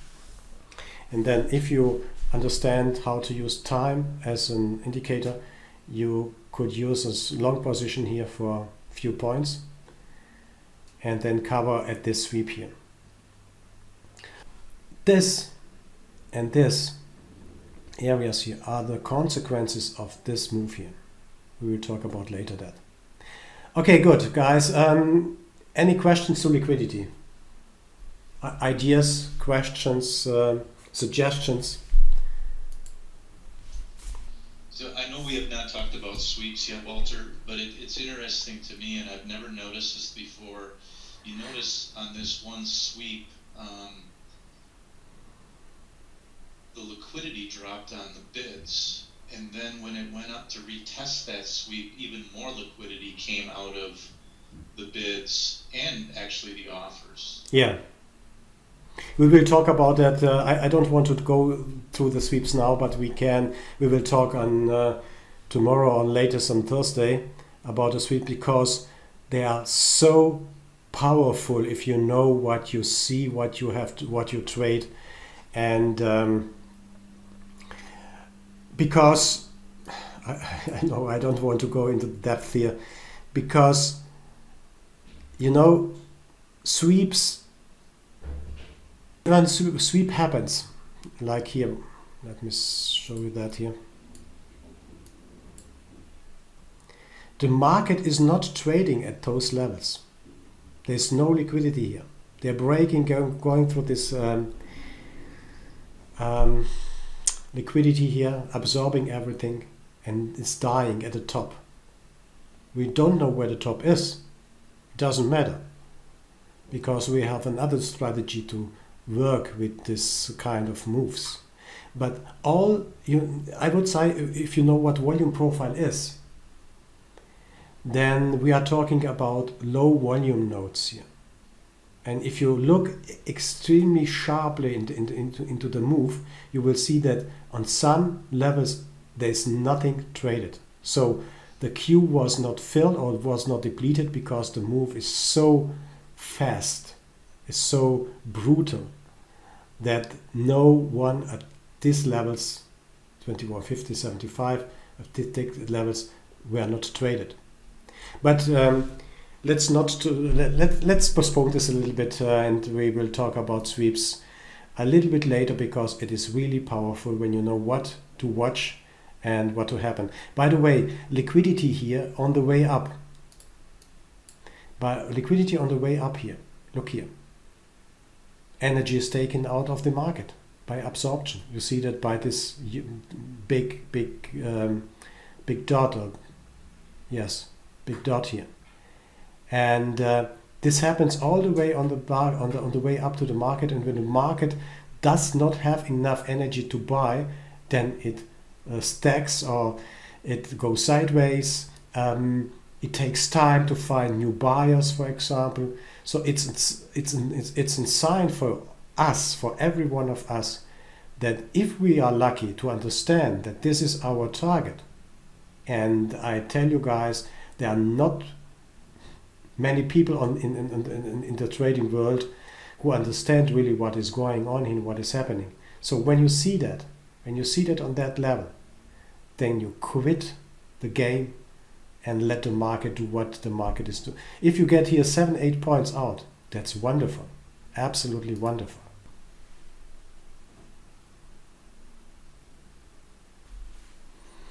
I would like to take the next hour to talk about the absorption, exhaustion, and I would like to talk about the sweeps. What we should know is the liquidity, absorption, exhaustion, and the sweeps. They are so important to understand also in the context we are using them, that we should take the time to go very intensively through these characteristics of the market. I see active and passive indicators which are on the chart, on the Bookmap chart every day. So by active indicators, I don't mean indicators, classical indicators like technical indicators, moving averages, RSIs, CCIs, and so on and so on and so on. I mean trading indicators which are given actively, which are given or which were given by the market. So they are coming in time. They were plotted in time. We don't need to draw anything around. We don't need to draw rectangles, support lines or whatever. We got everything on this chart. Everything we need. In time, no lagging, nothing. The trading indicators or the active indicators are liquidity, absorption, exhaustion, sweeping and stop runs, which are kind of sweeps. And the confirmation indicators are order book imbalance. We talked intensively about the imbalance during the last yesterday and today. Pulling and stacking. We are again going to see what pulling and stacking is to make it a little bit more conscious. Spoofing, channeling, book flipping, quote stuffing, and iceberging or icebergs. These are confirmation indicators in my view, because they are supporting the moves. So when I'm in a trade like this one, I would like to see spoofing to the upside. I would like to see pulling and stacking in the order book. I would like to see that I'm not trading icebergs here because I don't like them. I would like to see book flipping as well. So when I'm long, I would like to see the support from this side, and so on and so on. So I have categorized the available market indicators in liquidity, absorption, exhaustion, sweeping and stop runs as trading indicators. That means active indicators. And passive indicators or confirmation indicators are order book imbalance, pulling and stacking, spoofing, channeling, book flipping, quote stuffing and iceberging or icebergs. Let's start with absorption. Absorption indicates the presence of one or more market makers who are sufficiently capitalized to consume all orders at a certain price.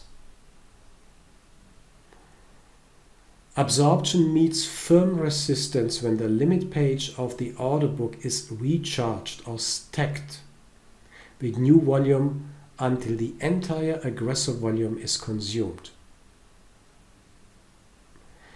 Absorption always happens at price levels with equivalent liquidity. Volume absorbed is equal liquidity allocated.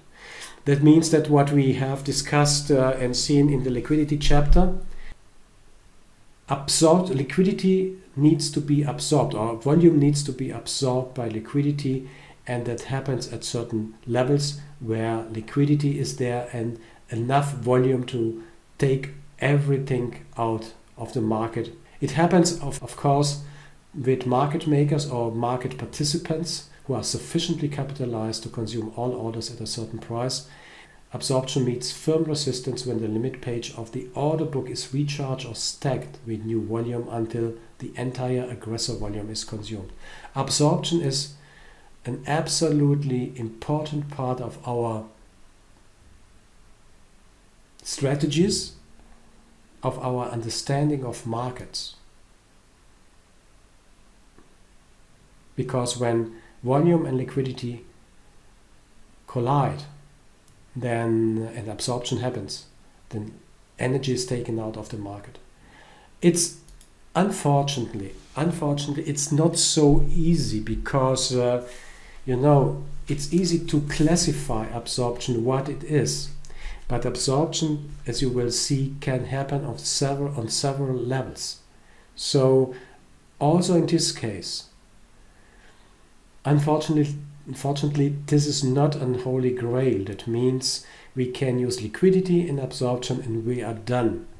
We need experience, we need an understanding, and on some days it is so obvious, it is so clear. On other days it's absolutely not clear what is happening here. The market fool us around, and in this case, my best advice is, if we don't know what is happening here, stay away from the market. Wait until you get a clear picture. In our case today, let's go back here. No, what gave me it was here.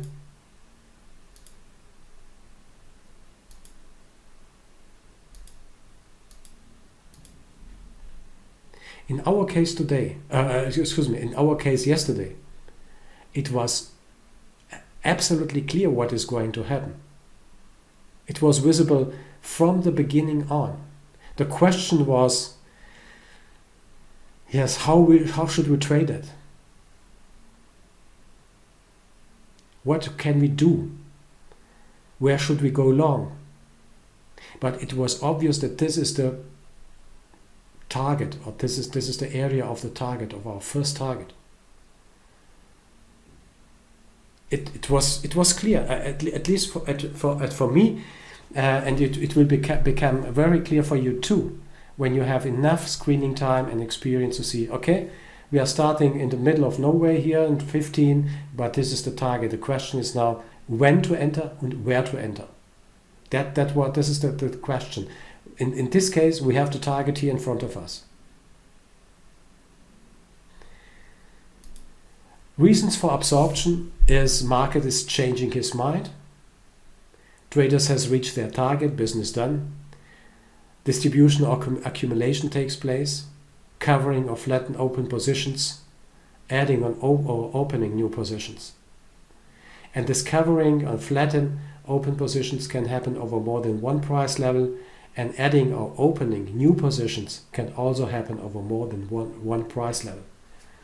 So we will see how this works, but first let's come first to the theory.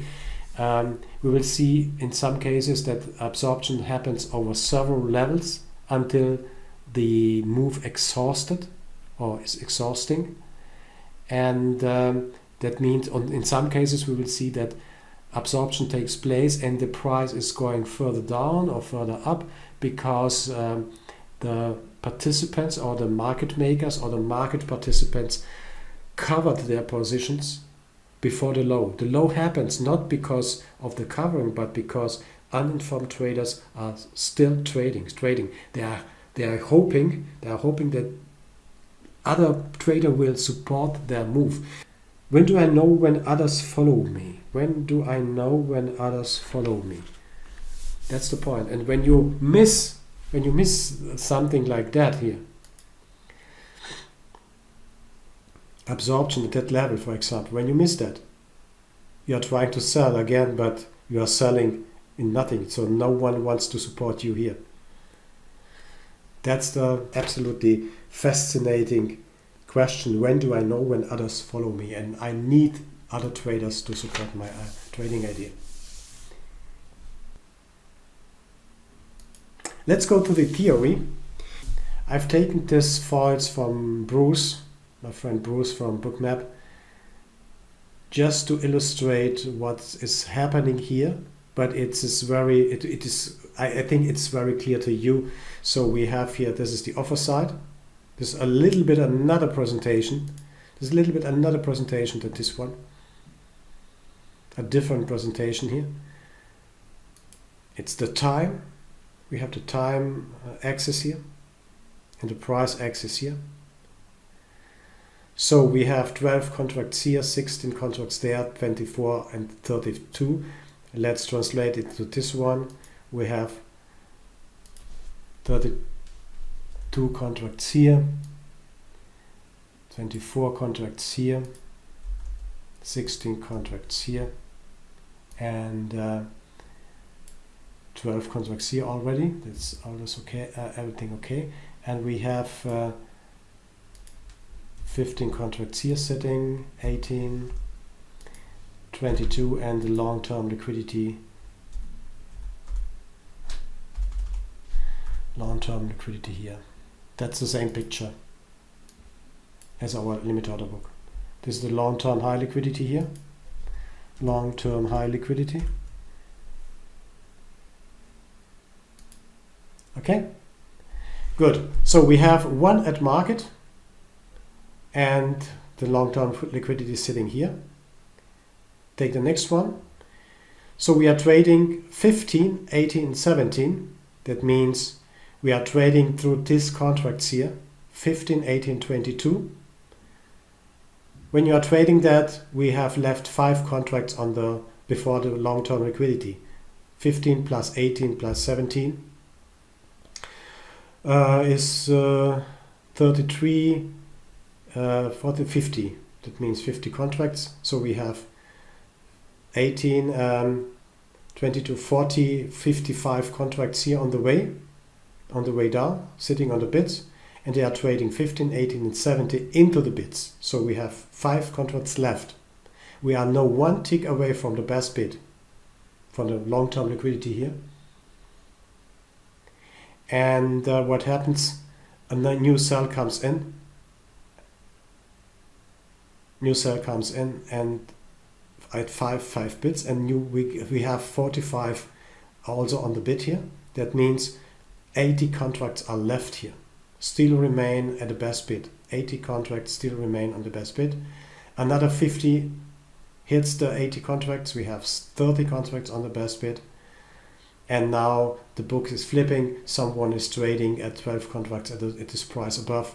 And that means if they are no interest in trading further down, in trading in hitting the bids, that means that all this volume is absorbed at one level.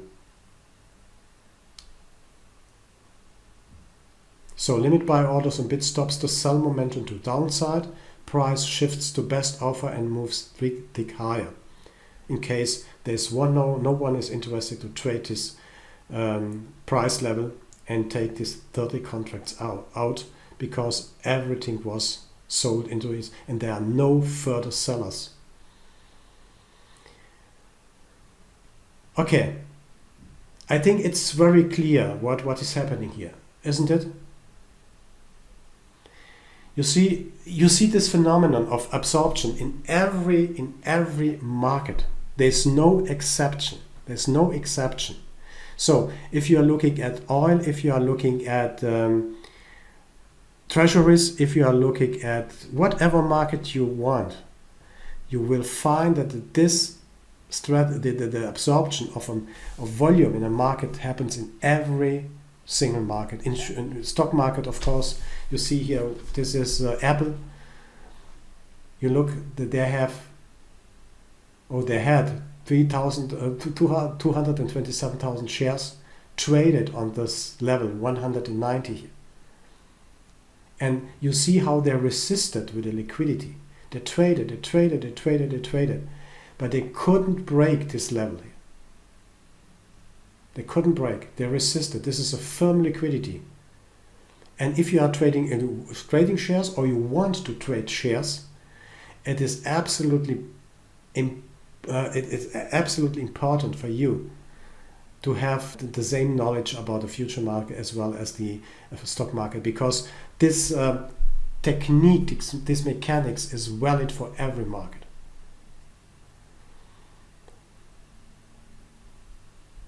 Now you see that on this picture too, absorption took place at 36 here. Absorption. This is a little bit an older picture, but it shows extremely well what is happening. This is volume area here. We have a low volume area here. Everything at these levels was absorbed, and then they are pulling their liquidity at this level, and that means business is done. Now we have different kinds of absorption. It would be extremely easy and good to know that we have liquidity, absorption takes place. In most cases, the price will go a little bit further down, or depends on further up, and then the market will dry out, and possibly the market comes to a stop here, and then it goes further up. But when the market is trending, you will see that some of the market participants will place, this is Microsoft here as stock, will place their liquidity on the way down. So maybe a lot of people are covering here, and they got to fill because the market is in a sell mood. That means they are selling everything, absorption. It's not said that the market is holding here. We will see some other examples shortly. One of absolutely exciting indications is when it works in this case, because we have, you see, long-term liquidity sitting on oil. This is light sweet crude oil, yes. We have long-term liquidity sitting there, and we have above this liquidity now absorption takes place here. And what is this? That's what I said, absorption takes place at this level, and then the market is probably to go up. Traded volume is, you see that. Therefore I'm try to motivate you to use the limit order book to see this behavior here very clearly. They are trading 1,143 contracts into the 2808 and then absorbed everything on the market, everything. Now, it's very clear, I think, what absorption is. We will see a lot of examples. It is important to distinguish a little bit, because absorption is not, it happens, but we can't use absorption as an absolutely reliable indication or indicator. My experience is when absorption happens, wait until you get a confirmation. The practical point of absorption is to notice it, to recognize it as absorption, and to see what is happening next to absorption. I put 2 pages or 3 pages together to show you my view on absorption. That means absorption is not always a reversal or trading signal. It is not like liquidity, it's not. Absorption is not always a reversal or trading signal. Therefore, I said when we started today that only looking at liquidity, it's interesting. It's absolutely a must to know what is happening with liquidity and how liquidity acts. But absorption is not always a reversal or trading signal. And I will show you a lot of examples where I would like to take you on an easier way for your trades. It is important what happens next. Do we have a short retracement? What kind of retracement up to the next liquidity level? We will talk about the pullbacks. It is a breakthrough. Liquidity as a support, resistance, question mark, absorption, reversals, and continuation. There are a lot of, not a lot, but some things we have to keep in mind. What is happening around absorption? That's the main question. What is happening around absorption?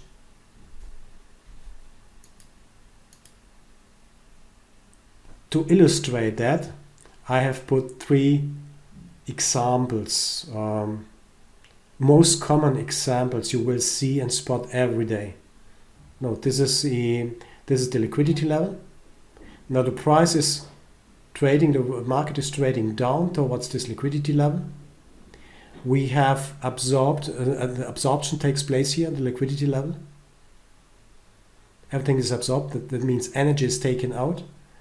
The market trades a little bit lower, makes an attempt for a reversal, and new sellers are coming in, because once this energy is absorbed and a new sellers are coming in, it's easy to go through this level here. It's absolutely easy to go through this level here. This is very short retracement, indicates strength in the price movement. Small, it's indicated by a small short covering. No liquidity above or below, absolutely important, and price drops further. The second pattern we have to keep in mind: market is strong down. It meets liquidity. You know what is happening. Absorption is happening. A part of the energy is taken out of the market. And now what happens? Short covering starts here. Short covering starts here. A lot of people think, okay, that was it. And when you look at a candle chart or similar charts, you might have, yes, that there might be a Fibonacci line or indicator line, whatever. Then the market starts to, or the market participants starts to cover their shorts. If they cover the shorts, the market price is going up, and suddenly you will recognize that liquidity is forming above. Either liquidity was there, or when the market starts to cover their shorts here, then liquidity comes up. And that's a wonderful pullback area and good opportunity to reshort the position. If you miss that one, if you miss the move down, if you don't re-offer, in this case, the move down from the beginning on, then it's the best strategy instead to jump on the move, to wait until you get an pullback pattern. This is a retracement. Short covering takes place. It's a little bit higher than this very, very short covering here. Liquidity above or below. It's the same for bullish markets, for uptrend markets. And the price seeks liquidity as always.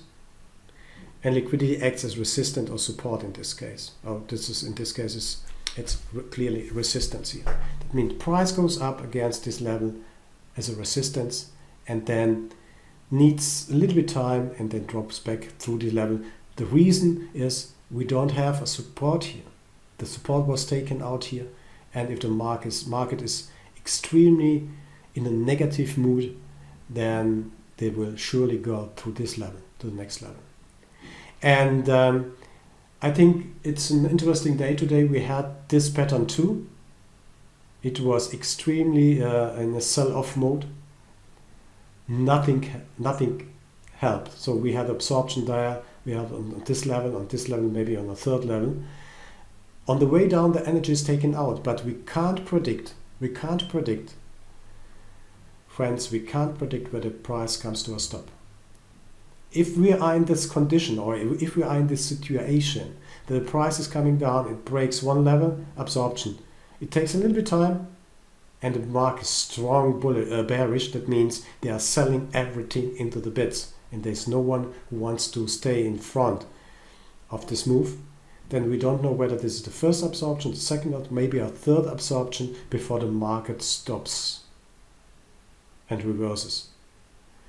It's a massive sell-off. Liquidity is liquidity equal covering. Price seeks final support or resistance. So it takes time. We don't know in this move, in this very brutal down move, all laws about the liquidity and absorption we have talked about, and the prioritization we talked about. It's not valid in this case here. When we come to the strategies, then you will remember all these pieces. All these pieces fits together like a puzzle pieces or parts. They fit together to a complete picture. It is not possible to say when we see liquidity we have to sell or to buy. It's not possible. It works, yes, but it's not 100% reliable. And it's not possible to say when we have an absorption, it's a buy or it's a sell. It works from now and then, but it's not reliable. We have to find a workaround this market behavior, that I'm saying I would like to have a probability which is higher 70%, which puts me in the position that I first can control my stop. I know what I'm doing here. I know where to enter and when to enter. That's my personal goal and that's my personal pretension. That's my personal pretension to me on my trading, to say I want to know this. So pattern as well. We have good reversal potential when the liquidity is firm. You see how the liquidity chapter, the liquidity topic and the absorption topic goes hand in hand. So we have firm liquidity, it closes, it is absorbed of course, but you will mention, or you will see sometimes that liquidity closes again. They stack to the liquidity on the offer or bid side, it doesn't matter. It's valid for both sides. Once this is the reversal situation and we have an absorption continuation, that means we have the prices hitting the liquidity here, the volume is absorbed, it needs time, that means it makes a retracement, and that's nearly always the time. Depends on, is this retracement only a few ticks or few points? That's the question. And then it continues up, and then what happens then? Book is flipping. That means they are supporting the move up into the next level, to the next liquidity level, which is probably sitting here around. And the same is also valid for the downside. So this is where we should have to work around. Please keep this in mind. It's very easy. So if you hear or see that the first time, I know it's a little bit, it's not a little bit, but it's overwhelming. So you have to fit this knowledge into your trading.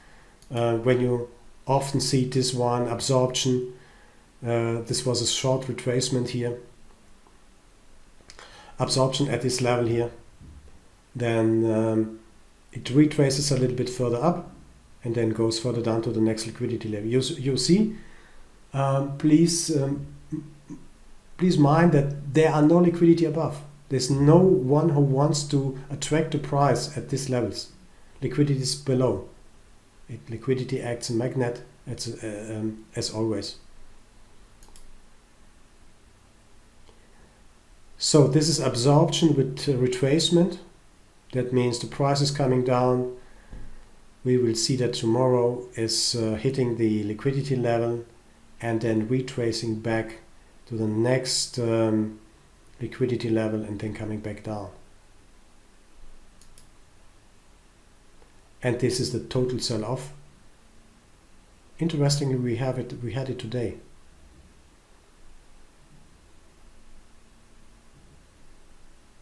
Either you are in, you are short, or you are not short, but when you are not short, then wait for a retracement, but there is nothing. You see that very clearly, there is nothing to trade here. What is this? Yes, this should be a demonstration about several techniques, but it's not so crisp, I would like to say. It's not crisp enough to explain. The move is down, so you wait for the retracements, for the pullbacks until the next liquidity level, and then you reshort this market. The MAE, that means the risk is very low. Once you know that the market is going back, retracing here, risk is very, very low. The stop is above 73 here in this case. So you don't need to have stops greater than maybe 1 or 2 points.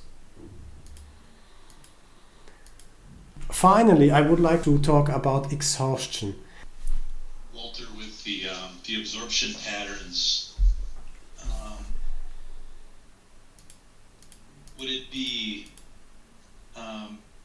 would the probabilities be higher with the absorption pattern of the short retracement, that if there's no liquidity around there, that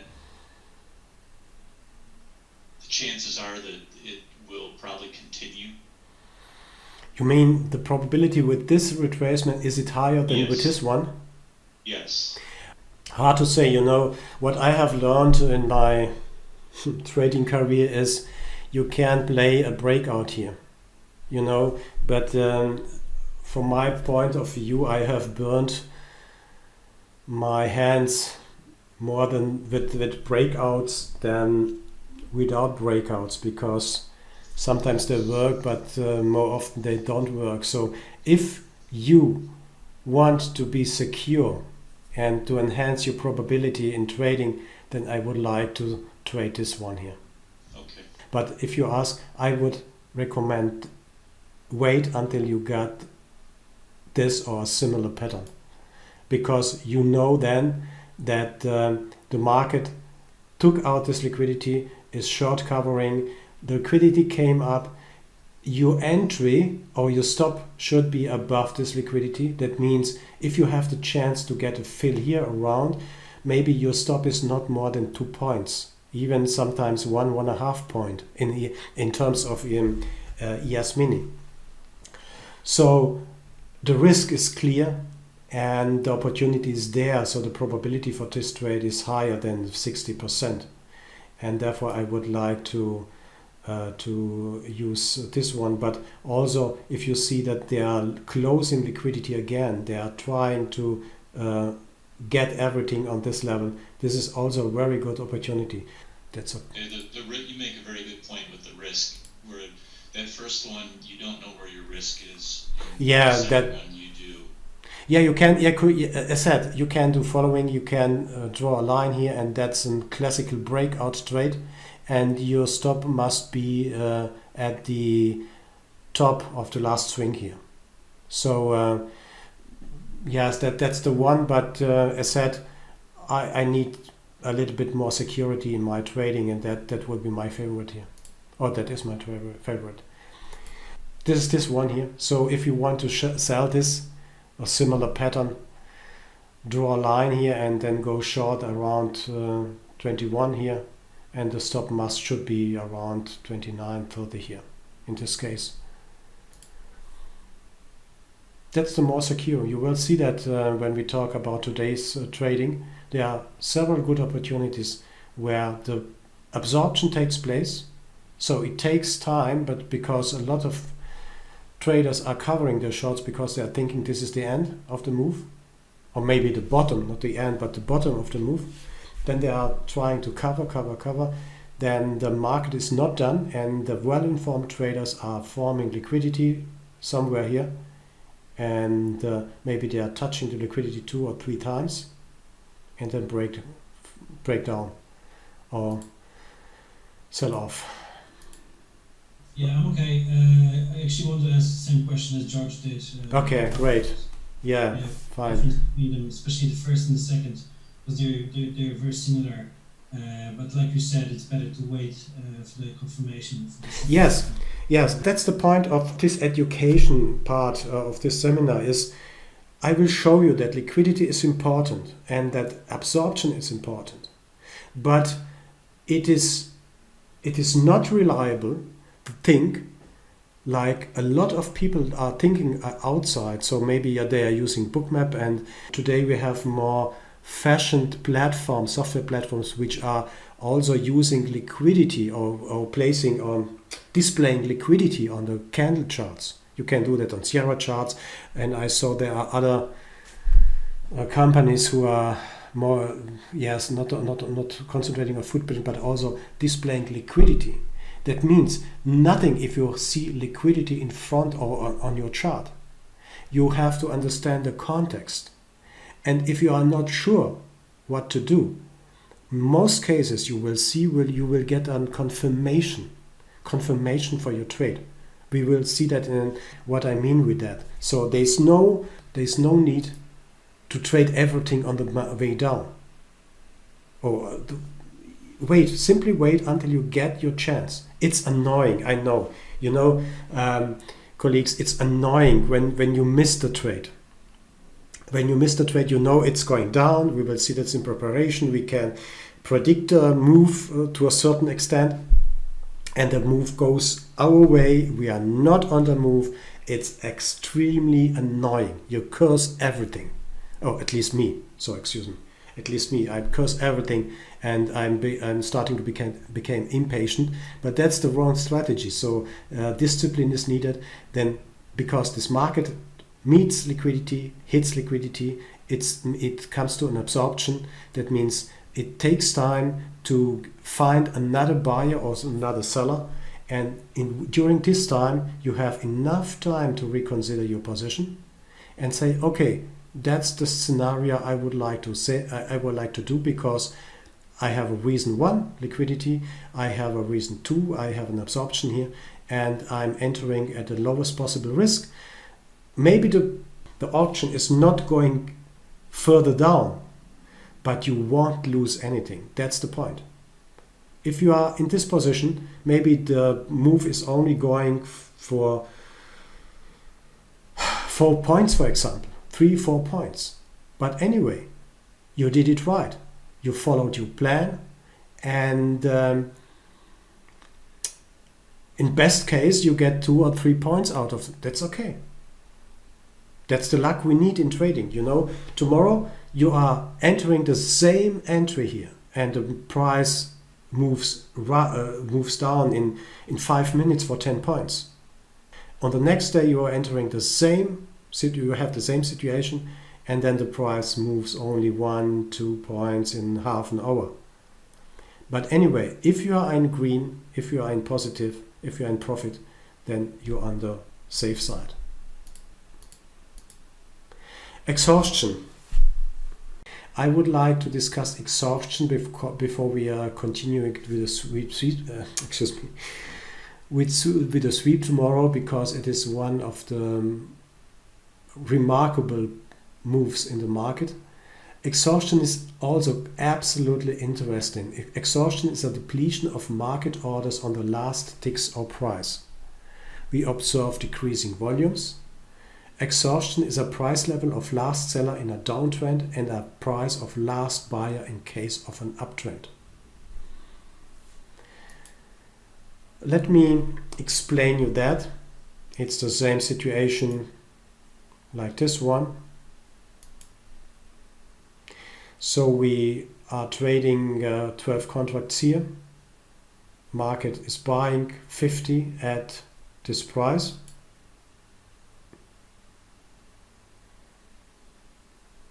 Now the market is trading lower, 15, 13 on the best bid. Let me see, what was this? 15, 13, 10 and 8 contracts. So they're trading and hitting the bid here. 10 contracts remain before the best bid. They are selling 5 contracts.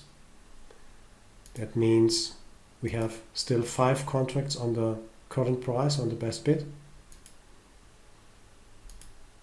So sell again 5 contracts and nothing happens. And then suddenly one comes back and trading on the offer and lift the price.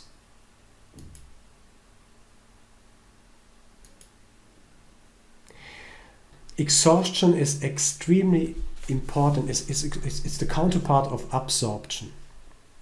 Let me show you what exhaustion is.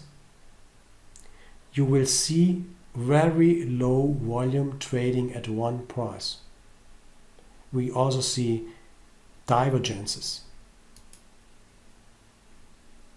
here. You see that?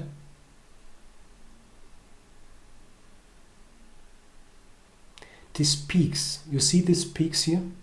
You will see that every day. See these peaks here? No one wants to trade at 92. It is the same behavior. It is absolutely the same one. I will show you another picture. The matching engine, the CME matching engine. Please go back to CME. I will collect the web links of CME if you are interested to understand what a CME matching engine is.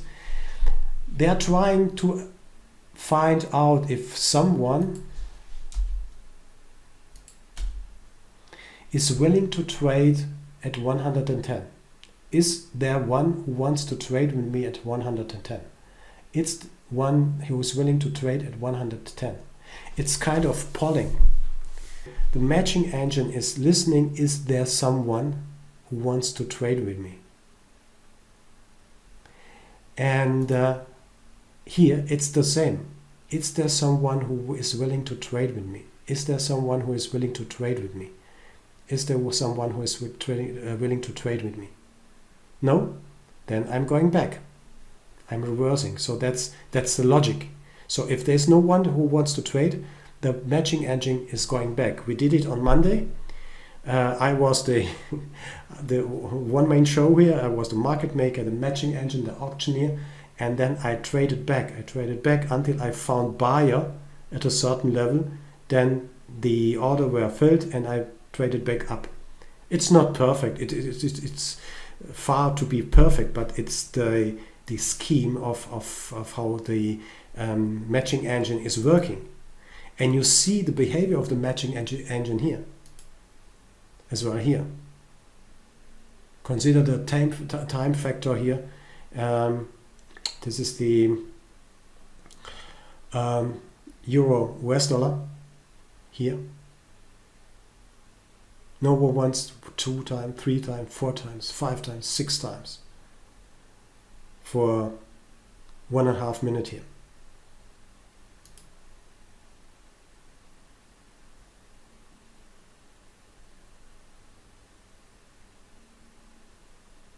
This was absorption on this level, and then the market is going down and trying to trade, and somewhere in this market there is no interest. There is no further interest in trading the 20 level, for example. I'm just looking. Let me see where I'm looking for a chart. 127.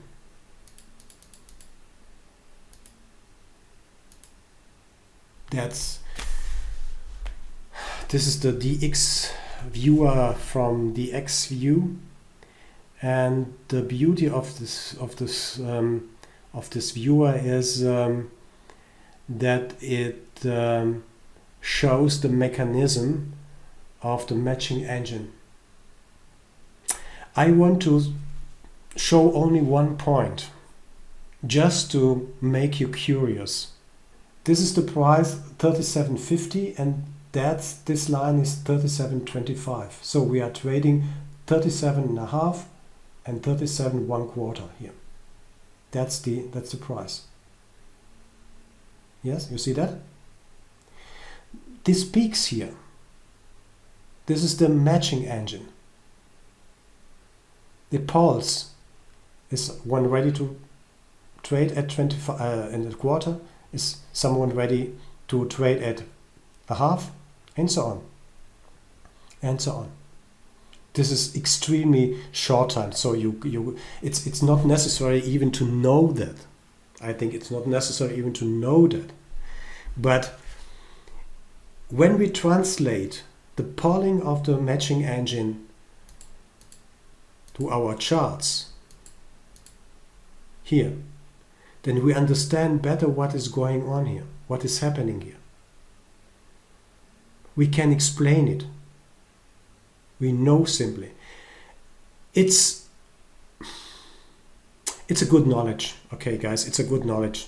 It's important to know, and you will see that in some exhausted areas how impressive it is to know when exhaustion takes place.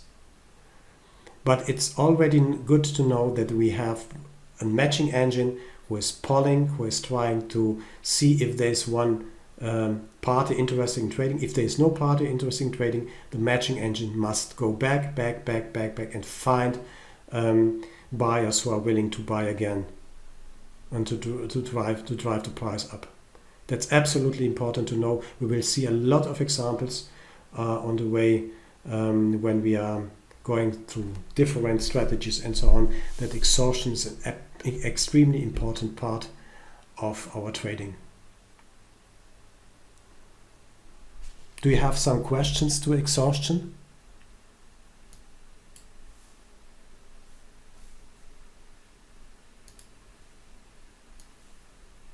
Walter, would it be fair to say when you see,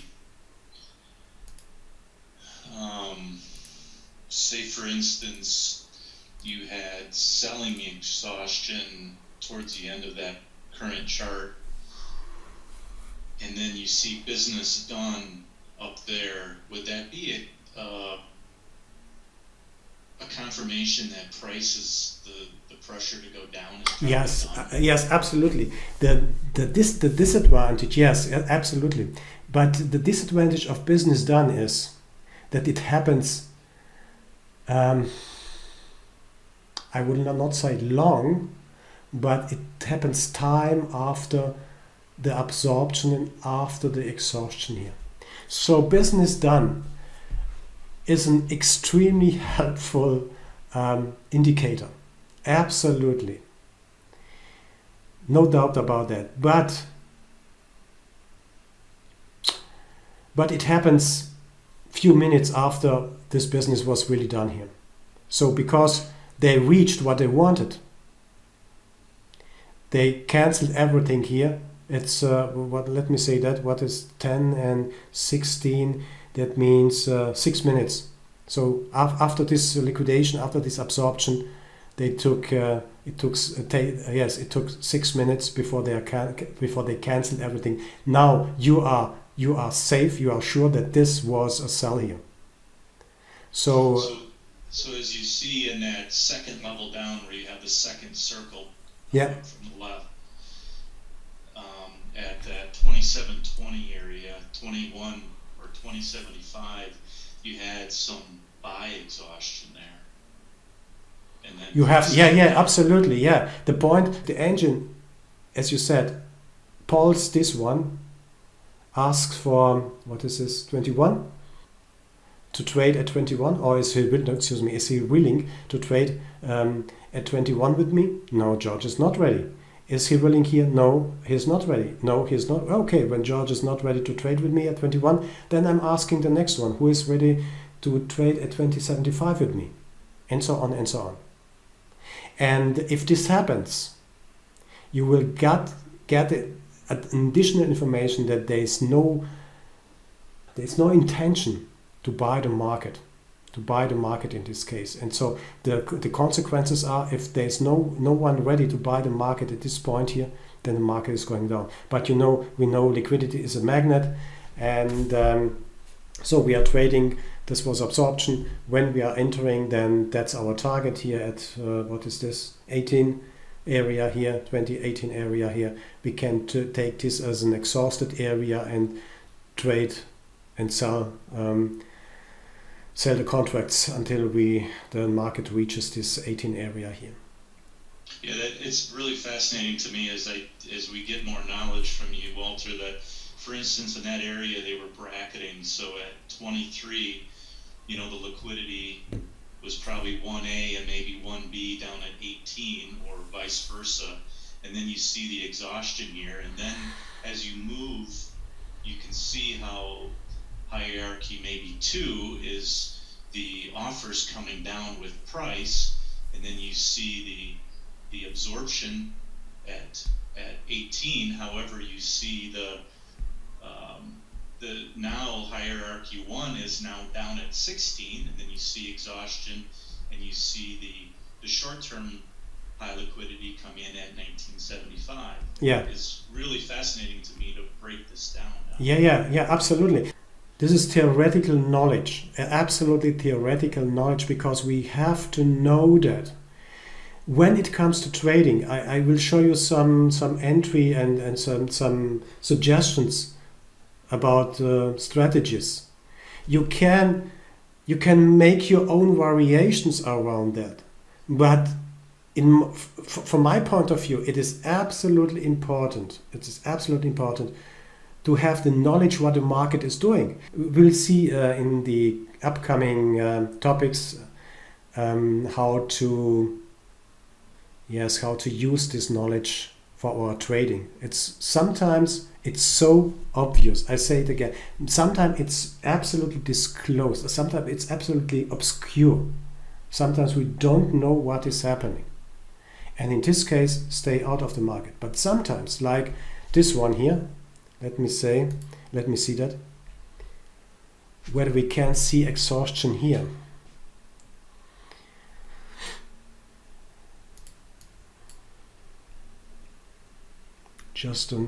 We had absorption at this level. And you see what is happening here. We had absorbed, I think this was the level with 1000 on it.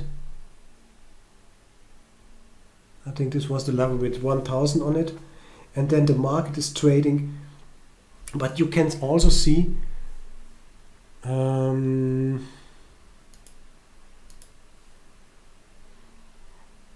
here, you can also see that the volume is depleting, is lower and lower. You see the matching engine is the one who wants to trade at 1250 with me and so on. Let me see whether I can find. So this is really exhaustion because there is no good volume to trade further than this 12 level here. Also here, look here. The matching engine asked 4 times. No one wants to trade this 1475 level. Then we had good volume here. Okay, it's in a way it's clear. We have had good volume here. We will see that, and that's the confirmation. We had good volume here, and then you see less volume here. This peaks.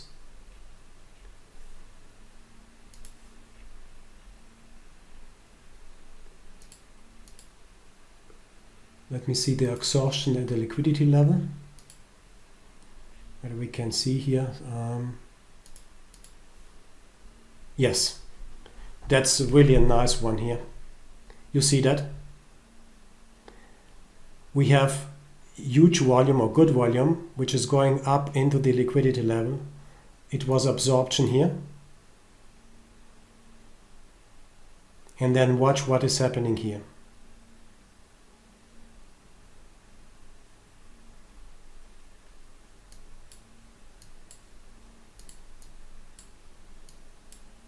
Get a little bit.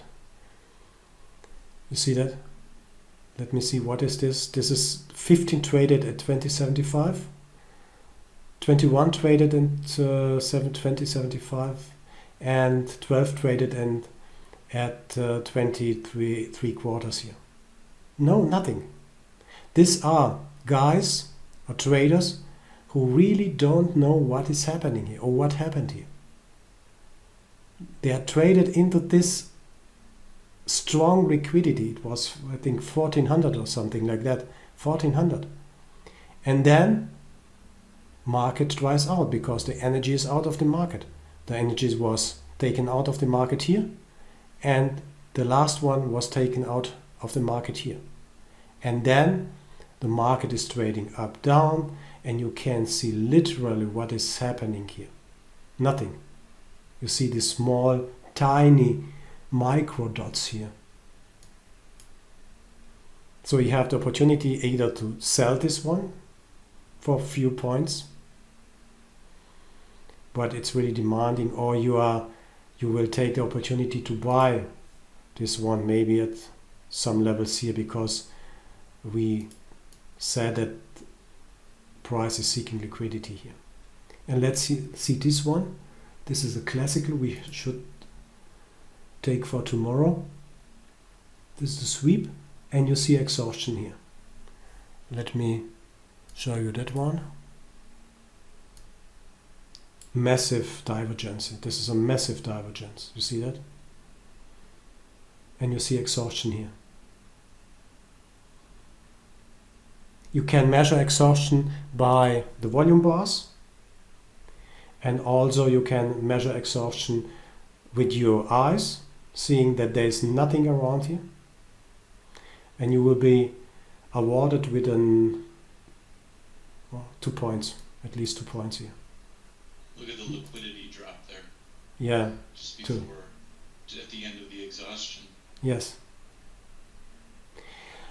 Okay, we will have enough examples here to discuss, but what is important to go through this theoretical discussion, because you should be aware and you should sharpen your conscience, because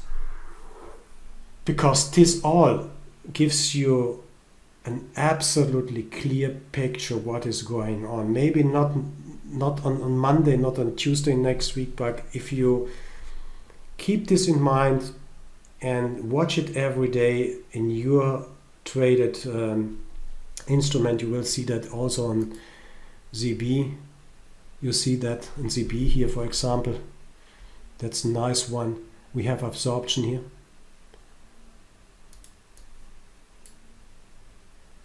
We have absorption here at this level. So again, liquidity acts like a magnet. The price is heading up, heading up, heading up, heading up, because this was our target, absorption. And I'm sure this is exhaustion here. Look here.